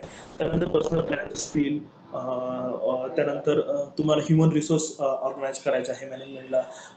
एम्प्लॉईचे सॅलरीज देणे इतपुरतं मर्यादित नसतं, की त्यांच्या फॅमिलीसाठी त्यांचा इन्शुरन्स असेल, मेडिक्लेम असेल, हे सर्व तुम्हाला ह्युमन रिसोर्समध्ये तुम्हाला मॅनेजमेंटच्या अंडर काम करावं लागतं. त्यानंतर मार्केटिंग प्लॅन आहेत, त्याच्यामध्ये कोणते कोणते सेक्शन आहेत. तुम्हाला एक गोल सेट करावा लागतो. फ्युचर मार्केटिंग एफर्ट्स म्हणजे उद्या काय मार्केटिंग कसे करणार आहात, मी ऑलरेडी तुम्हाला सांगितले. टार्गेट कस्टमर्स कोणते असणार आहेत, टार्गेट मेजरेबल कोणते असणार आहेत ते क्लिअर करायचे. त्याच्या डेडलाईन क्लिअर करायची, की 3 महिन्यात मला हे करायचे, मला हे 1 वर्षात हे करायचे, मला 2 वर्षात हे करायचे. त्याचे डेडलाईन करायचे. त्यासाठी बजेट तयार करायचे. मार्केटिंग कॉस्ट काढायची आणि ती बजेटवाल्यांना द्यायची. ते स्पेसिफिक अकाउंटेबिलिटी तयार करायची, किती मार्केटिंगवरती कॉस्ट येणार आहे. मी ऑलरेडी सगळ्या गोष्टी कव्हर केल्या. त्यानंतर फायनान्शियल पार्ट 2 मध्ये आहे, की पहिला आहे clearly define what successful outcome initiate. की पहिल्यांदा एक गोष्ट गरजेची आहे फायनान्स प्लॅन, की काय सक्सेसफुल आउटकम त्यातून काय येणार आहे. म्हणजे तुम्ही पैसे लावतात पण त्याच्यातून खरंच नफा येणार आहे का, हे पहिलं गरजेचं आहे. की नाही तर मी पैसा लावतोय आणि तो ऑलरेडी इंडस्ट्री कॉलेज होत चालली आहे. मी तुम्हाला सांगितलं आता सध्या तुम्ही रोल कॅमेऱ्यावरती पैसे लावणार आहेत का?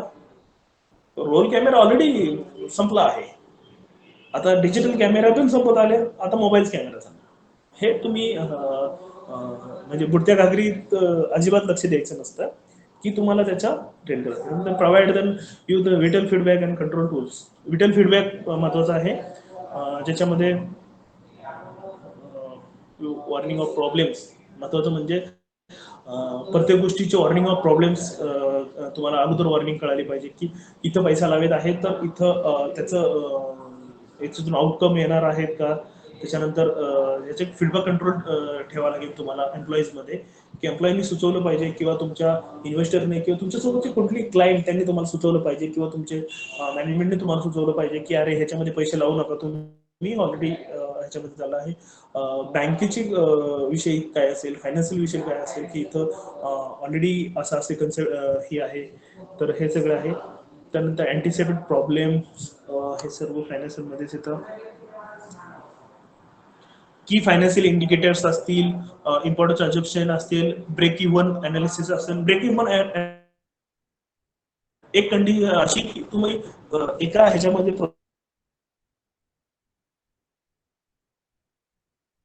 तुम्हाला रिटर्न कधी मिळते, 10 लाख रिटर्न मिळते ना, तो माझा ना नफा ना नफा इन्व्हेस्ट केलेले, मी खर्च केलेले पैसे मी कसे ह्याच्यातून बाहेर काढेल. त्यानंतर की फायनान्शियल इंडिकेटर्स म्हणजे हे तुम्हाला कॅल्क्युलेट ही द्यावं लागेल, की फायनान्शियल इंडिकेटर्स कोणते आहेत, लोन किती घेणार आहात, स्वतःची इन्व्हेस्टमेंट किती किती असणार आहे. स्वतःची इन्व्हेस्टमेंटचे रिटर्न त्याला इंटरेस्ट लावायचा कधी पण. माझ्याकडे 10 वर्षे जिथून मी 10 लाख साचवले असतील तर त्याचा इंटरेस्ट मला मिळणं गरजेचं आहे. हे तुम्हाला टाकावं लागतील. प्रोजेक्ट प्रॉफिट अँड लॉस ते तुम्हाला BCR रेशो काढावं लागेल, की किती बेनिफिट्स किती कॉस्ट जाते, तर तो तुमचा प्रॉफिट अँड लॉस तुम्हाला प्रोजेक्टेड करावं लागेल. प्रोजेक्टेड म्हणजे तुम्हाला एक 5 वर्षाचं तुम्हाला हे द्यावं लागेल प्रोजेक्टेड, की किती इन्व्हेस्टमेंट लागेल आणि किती त्यातून रिटर्न्स येतील आपल्याला.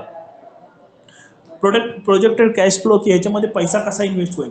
मी असं नाही म्हणत की तुम्हाला 5 वर्षी लागणारा पैसा आजच घ्या.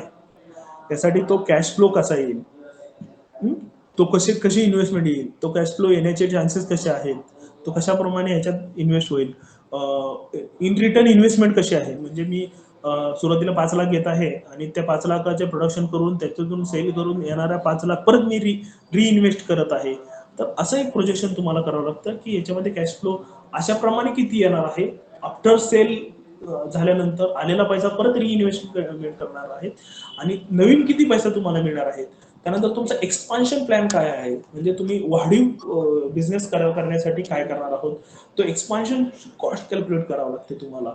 आणि काय होतं, बऱ्याचशा कंपन्या कमवायच्या दिवसात एक्सपान्शन करतात आणि त्यांना वाटतं की आम्ही घाटात आहे. असं नसतं. तुमचं एक्सपान्शन होत आहे ना, तर तुम्हाला एक्सपान्शन प्लॅन तुमच्याकडे पाहिजे की तुमचं एक्सपान्शन म्हणजे तुमची ऑलरेडी मी 1 युनिट चालू केलं आणि त्यातून 5 लाख कमवत आहे, मी ॲट अ टाइम 10 युनिट चालू केले, तर मला त्या 10 लाखाचं 10 युनिटचं मॅनेजमेंट कॉस्ट, एम्प्लॉईची सॅलरी, हे सर्व कॅल्क्युलेट तर करावं लागेल, बरोबर आहे. त्यामुळे तुम्हाला एक्सपान्शन प्लॅन आणि त्यासाठी लागणारा कॅश फ्लो हा तुम्हाला कॅल्क्युलेट करावा लागेल. प्रोजेक्टेड बॅलन्स शीट तुम्हाला सीए कडून तुम्हाला तयार करून घ्यावं लागेल, किंवा आम्ही तयार करून, कोणत्याही अकाउंटंट किंवा सीए तुम्हाला तयार करून प्रोजेक्टेड बॅलन्स शीट हे एक आहे. त्यानंतर बिझनेस रेशोज, मी तुम्हाला सांगितलं ऑलरेडी बिझनेस रेशो की बेनिफिट कॉस्ट रेशो असेल, नेट प्रेझेंट व्हॅल्यू रेशो असेल, हा तुम्हाला करावा लागतो. बेनिफिट कॉस्ट रेशो तुमचा 1 वर्षानंतर एकाच 1.25 असा पाहिजे. तो जर एकाच 1.25च्या खाली येत असेल तर तुम्ही याच्यामध्ये रेड साईन मध्ये आहात, म्हणजे तुम्हाला रेड इंडिकेटर्स मध्ये आहात. एकाच 1.25 म्हणजे जर तुम्ही 100 रुपये लावित असाल तर तुम्हाला 125 रुपये रिटर्न मिळाले पाहिजे. मग तुमची त्यासाठी लागणारा टाइम तुम्ही डिसाईड करा, 1 वर्ष, 2 वर्ष, 3 महिने, 1 महिना, ते डिपेंड करतो तुमचा बिझनेस कोणता आहे. हा बेनिफिट कॉस्ट रेशो हा एकाच 1.25 असायला हवा. काही इंडस्ट्री म्हणजे ट्रेडिंग इंडस्ट्री असेल तर तो एकाच 1.1 असला तरी चालतो, पण प्रोडक्शन इंडस्ट्रीमध्ये हा एकाच 1.25 असायला हवा. ट्रेडिंग इंडस्ट्रीमध्ये तुम्हाला स्वतःची इन्व्हेस्टमेंट असते, लोकांचं घेऊन लोकांना विकणे आहे. त्याच्यामध्ये तुमचा एकाच 1.14 किंवा 1.1 जरी असेल तरी तुमचा तो चालतो. त्यानंतर लॉंग टर्म प्लॅन काय आहे तुमचा, 5 वर्षानंतर, 10 वर्षानंतर, 3 वर्षानंतर तुमचा लॉंग टर्म प्लॅन काय आहे. सुरुवातीला तर मी हे करणार आहोत, ह्याच्यातनं नंतर पैसे जनरेट केल्यानंतर सेकंड थिंग काय करणार आहात, तर तुमचा लॉंग टर्म प्लॅन काय आहे आणि त्यासाठी फायनान्स किती लागणार आहात. जसं की आम्ही सुरुवातीला सांगितलं की आम्ही ऑनलाईन सेवा देतो आहोत, त्यानंतर त्याच्यातून ट्रेडिंग करणार आहोत, त्यानंतर मॅन्युफॅक्चर ऑनबोर्ड करून त्याच्यातून लिस्टिंग करणार आहोत. तर हा आमचा एक्सपान्शन प्लॅन आहे आणि एक्सपान्शन प्लॅनसाठी लागणारा फायनान्शियल प्लॅन तो तुम्हाला देणे आहे. त्यानंतर शॉर्ट टर्म फोरकास्ट काय आहे, आता फास्ट लागणारा प्लॅन काय आहे, 1 महिन्यासाठी तुम्हाला शॉर्ट टर्म फोरकास्ट कितीला पैसा लागेल, 2 महिन्यासाठी किती लागेल, हे आहे. त्यानंतर बजेट, मी तुम्हाला ऑलरेडी सांगितलं बजेट काय काय लागतं आपलं. 12 महिन्याचं तुम्हाला एक बजेट तयार करावं लागतं, म्हणजे येणाऱ्या 12 महिन्याचं की मला सॅलरी एवढी लागेल, मला ऑफिससाठी स्टेशनरी एवढी लागेल, ऑफिसचं भाडं एवढं असेल, मशिनरीवरती एवढा खर्च जाईल, प्रोडक्शन वरती एवढा खर्च जाईल, रॉ मटेरियल वरती एवढा खर्च जाईल, हा मार्केटिंग वरती खर्च जाईल, हेच एक तुम्हाला बजेट तयार करावं लागतं. ठीक आहे. त्यानंतर strategic forecast, cash forecast already ते ह्याच्यामध्ये येतं. त्यानंतर operations and management, organisation structure of the company, ते ऑर्गनायझेशन स्ट्रक्चर मी तुम्हाला सांगितलं की ऑर्गनायझेशन स्ट्रक्चर त्याच्या खाली बिझनेस हेड असतील, बिझनेस हेडच्या खाली तुम्हाला मॅनेजर्स असतील, त्यांना प्रत्येकाला वेगवेगळं काम देऊन त्याचं ऑपरेशन फ्लो तयार करणे, ते तुम्हाला काम करायचं. त्यानंतर त्याच्या प्रत्येक बजेटसाठी प्रत्येक डिपार्टमेंटसाठी किती खर्च लागेल आणि त्यातून येणारा किती प्रॉफिट आहे त्याचं वेगवेगळं तुम्हाला एक्सपेन्स आणि कॅपिटल रिक्वायरमेंट प्रत्येक डिपार्टमेंटची त्यांच्या डिपार्टमेंट हेडकडनं घेणं गरजेचं आहे. त्याचं ऑपरेशन तुम्हाला प्लॅन करावं लागेल. हे की टेक फेज आहेत जे ऑलरेडी मी एक्सप्लेन केलेले आहेत. Executive summary, business concept, market analysis, management team, marketing plan, financial plan, हे असं माझं प्रेझेंटेशन होतं की कशा प्रकारचा बिझनेस प्लॅन मी जॉईन केला की आपण जर आय थिंक मी एखादा बिझनेस प्लॅन कव्हर केला असता की याच्यामध्ये कोणता एखादा विषय दिला असता की त्याच्यामध्ये कसा बिझनेस प्लॅन क्रिएट करायचा हे तुम्हाला सांगितलं असतं. हे अशा प्रकारे तुम्हाला कोणताही बिझनेस प्लॅन करू शकता. 7 कंपोनंट लक्षात ठेवा आणि त्यातले 6 प्लॅन, हे 6 प्लॅन एकत्र आणायचे आणि तो एक पूर्ण बिझनेस प्लॅन. त्यामुळे आजपासून तुमचा मिनी प्रोजेक्ट रिपोर्ट जो आहे तुम्हाला मी त्याला कन्सेप्ट म्हणतो, बिझनेस कन्सेप्ट, हा तुम्ही लिहायला सुरुवात करा. हे 2 पाने 4 पाने लिहा, लोकांमध्ये बसा, लोक हसू द्या तुम्हाला. हसल्यानंतर तुम्हाला अजून क्युरियोसिटी तयार होईल, एनर्जी तयार होईल, तुमचा इगो जागृत होईल आणि तुम्ही अजून काम करताल. तर आजपासूनच स्वप्न बघायला सुरुवात करा, थॉट प्रोसेसिंग वाढवा, तुमचं क्युरियोसिटी वाढवा आणि त्याच्यावरती अधिक नॉलेज मिळवायचा प्रयत्न करा. आणि जे नॉलेज मिळाल्यानंतर ते एकत्र आणून त्याचा एक कन्सेप्ट तयार करा, एक बिझनेस कल्पना तयार करा आणि ती तुम्हाला एक कंपनी रजिस्टर करून, शेतकरी उत्पादक कंपनी का कुठली प्रायव्हेट लिमिटेड कंपनी तुम्ही रजिस्टर करून त्याला प्रॅक्टिकली उतरवण्याचं काम करा. असं काही वेगळं नसतं. हे जे तुम्ही ब्रँड बघता हे सगळे ह्या डिपेंड याच्यावरच करता, ह्या बिझनेस प्लॅन वरती डिपेंड करता. त्यामुळे सुरुवातीला मी म्हणेन कंपनी रजिस्टर करू नका, कारण सुरुवातीला तुम्ही बिझनेस प्लॅन करा. बिझनेस प्लॅन करा, नाहीतर कंपनी मॅनेज करणं, कारण कंपन्या रजिस्टर होते. त्यामुळे सुरुवातीला बिझनेस प्लॅन तयार करा. आय थिंक माझं बऱ्यापैकी कव्हर झालेलं आहे. कोणाचे काही प्रश्न असतील तर डॉक्टर साहेब पण आपल्यासोबत आहेत, किंवा तुम्ही डायरेक्टली मला प्रश्न करू शकता, मी तुम्हाला त्याची उत्तरे देईन. सर, ऑर्गनायझर रामितीच्या जे काही कॉर्डिनेटर आहेत त्यांना विनंती आहे की ज्यांना कोणाला प्रश्न असतील तर ते विचारू शकतात. आय थिंक लोक लेफ्ट व्हायला चालू झालेले आहेत, काही जॉईन पण होत आहेत, त्यामुळे लवकर जर कोणाचे प्रश्न असतील तर घेऊ शकतात.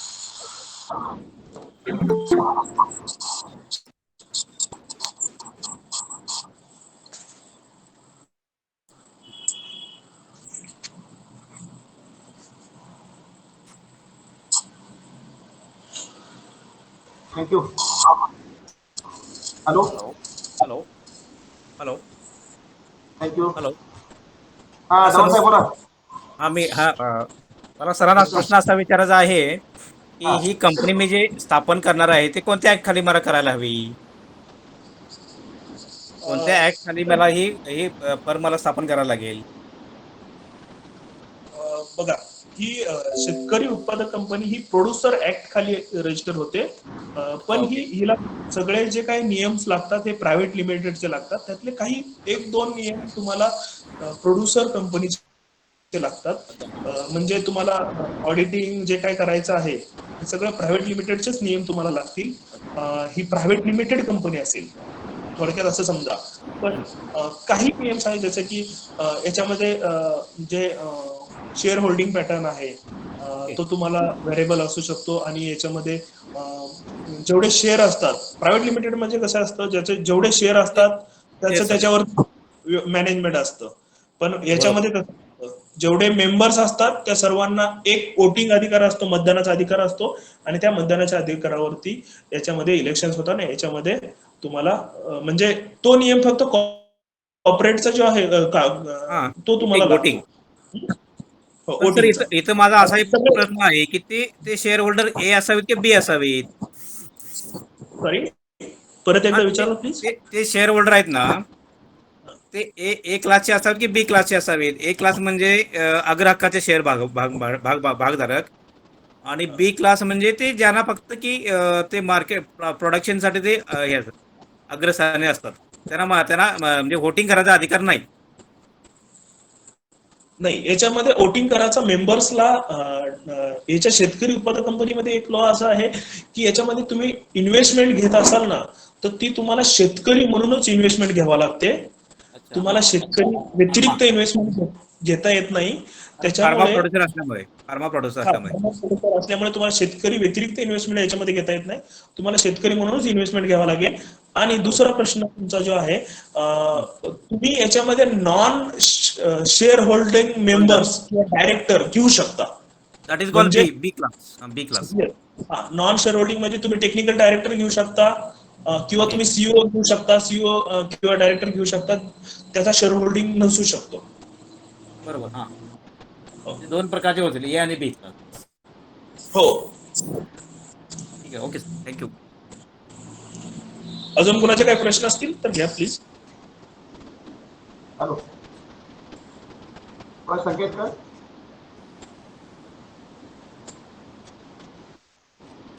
हॅलो. कोणा शंका आहेत का?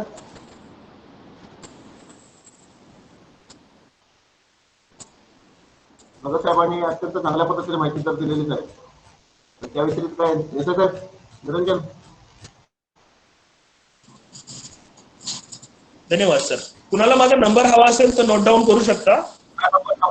नंबर हा सर. माझं नाव पांडुरंग भगत. सर नमस्ते. हा हा नमस्कार. सर बोला.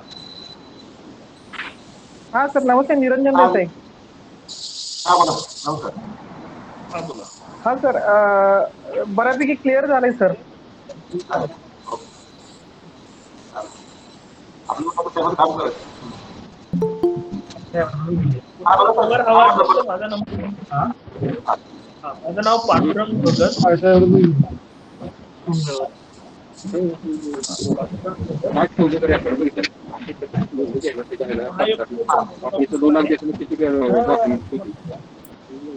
नोडल ऑफिसर आहे. नमस्कार, नंबर सांगा.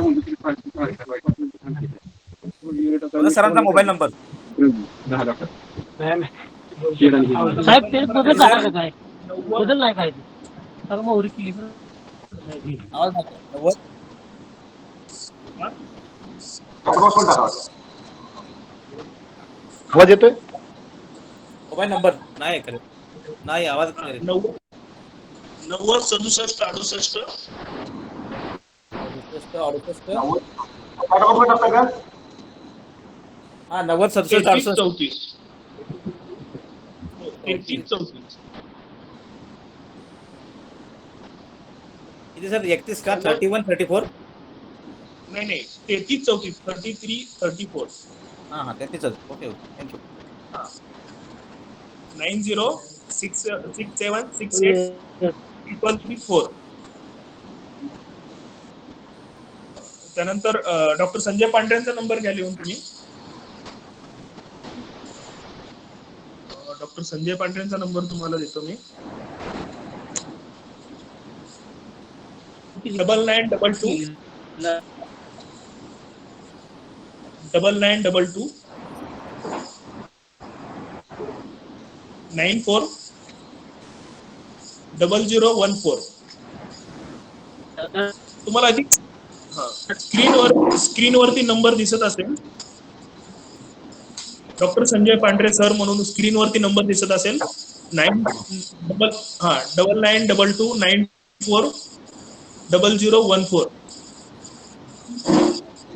त्यांचे दोन्ही नंबर, त्यांचा मेल ऍड्रेस मला स्क्रीनवरती दिसत असेल. सर्व जे कृषी अधिकारी आहेत आणि शेतकरी उत्पादक कंपन्यांचे प्रतिनिधी आहेत, तर्फे त्यांना धन्यवाद देतो. आपण मध्ये काम करत असताना हा विषय थोडासा वेगळा आहे business चा. परंतु आता सर आवाज आवाज येतोय? हा आता येतो. तर ज्यांना ह्या बिझनेस प्लॅन संदर्भात डिटेल जाणून घ्यायचंय किंवा ज्या शेतकरी उत्पादक कंपन्यांना बिझनेस प्लॅन करून घ्यायचा आहे, एकदम थोडक्यात बिझनेस प्लॅन, म्हणजे बिझनेस प्लॅन आपण फार घाबरून ठेवलेलं होतं पूर्वी, तर एक 4 ते 5 पानामध्ये आपला बिझनेस प्लॅन तयार होऊ शकतो. महाएफपीओ फेडरेशन तर्फे माननीय श्री गोयल सर आपल्याला दर रविवारी सकाळी बिझनेस प्लॅन संदर्भात मार्गदर्शन करत असतात. सकाळी 8 वाजता आपलं सत्र असतं, सकाळी 8 ते 9च्या दरम्यान. तर जे कोणी कृषी विभागातील अधिकारी असतील आणि काही शेतकरी उत्पादक कंपन्या आहेत, त्यांना बिझनेस प्लॅन स्वतःचा समजून घ्यायचा असेल आणि क्रॉप वाईज बिझनेस प्लॅन आहे. आता कोल्हापूर आणि सातारा पट्ट्यामध्ये, सांगलीच्या पट्ट्यामध्ये सोयाबीनचं क्षेत्र चांगलं वाढतंय, प्रोडक्टिव्हिटी पण चांगली आहे. सोयाबीनसाठी सीडसाठीचा बिझनेस प्लॅन काय करता येऊ शकतो. त्याचबरोबर सोयाबीन प्रोडक्शनचा बिझनेस प्लॅन, स्टोरेजसाठी काय बिझनेस प्लॅन करता येईल का. दुसरं, आता हळदी संदर्भात आपले खूप मोठे प्रोजेक्ट्स पुढे येतात. कुरकुमीन बेस्ड प्रोजेक्ट्सवर आपल्याला बिझनेस प्लॅन करता येऊ शकतात. तिसरा, गुऱ्हाळांसंदर्भातला बिझनेस प्लॅन आपल्याला सोप्या पद्धतीने देता येईल. अशा क्रॉप निहाय बिझनेस प्लॅन संदर्भात आपण चर्चा करू. आज आपण फक्त एक बिझनेस प्लॅनची ओळख करून घेतली. पुढच्या वेळेस मला वाटतं सर आपल्याला वेळ मिळेल त्यावेळेस आपण क्रॉप निहाय बिझनेस प्लॅन घेऊ शकतो. म्हणजे सोयाबीनसाठी बिझनेस प्लॅन 1 तासाचं 2 तासाचं सत्र आपण ठेवूयात आणि मला वाटतं की त्याच्यामध्ये आपण डिटेलमध्ये त्या पिकाच्या बिझनेस प्लॅन संदर्भात चर्चा करता येईल. आपल्या काही शंका असतील, काही आपल्याला समस्या वाटल्या असतील तर आमचा ईमेल आयडी किंवा व्हॉट्सअपवर केव्हाही विचारू शकता. माननीय श्री आमचे परीट सरांच्या माध्यमातून आम्ही केव्हाही आपल्याशी कनेक्ट व्हायला तयार आहे. धन्यवाद. मित्रांच्या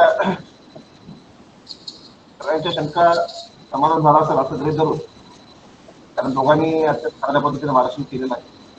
शेतकरी उत्पादक कंपनी स्थापना आणि व्यवस्थापन यामुळे आपलं जे दुसऱ्या दिवसाचं पहिलं सत्र होतं त्यामध्ये शेतकरी उत्पादक कंपनीचा व्यावसायिक आराखडा निर्मिती त्या अनुषंगानं डॉक्टर संजय पांढरे साहेब त्याचबरोबर प्रेम भगत साहेब या दोघांनी अत्यंत चांगल्या पद्धतीने मार्गदर्शन केलेलं आहे.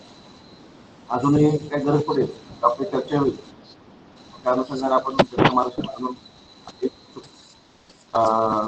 तर मी पांढरे साहेबांचं त्याचबरोबर भगत साहेबांचं आपल्या कार्यक्रम प्रशिक्षणात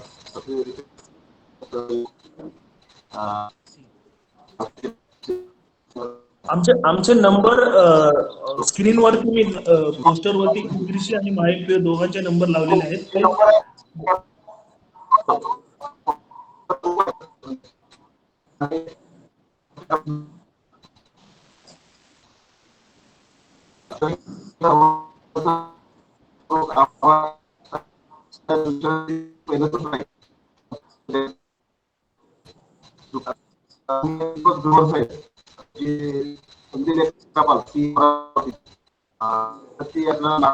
विषय आहे शेतकरी उत्पादक कंपनी लेखी आणि अभिलेखी व्यवस्थापन. कंपनी फॉर्मेशन नंतर आपल्याला काय कळत नाही काय करायचं त्या अनुषंगानं मार्गदर्शन करणार. आवाज ऐकू येत नाही सर.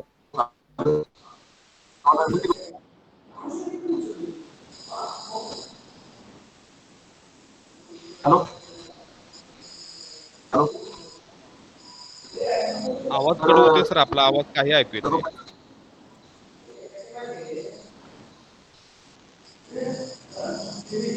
येतो का? येतो? हॅलो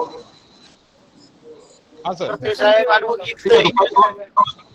प्रवासा बलप्रयोग 2 वाजता पुन्हा प्रशिक्षणाचा जो थांबणार आहोत. प्रवासा बलप्रयोग आभार व्यक्त करतो आणि आपण सर्व प्रशिक्षण कंपनी आणि शेतकरी आणि आपले सर्व अधिकारी सर्वांचा आभार व्यक्त करून 2 वाजता पुढच्या सत्रात असं मी विनंती करतो. जाहीर करतो. धन्यवाद.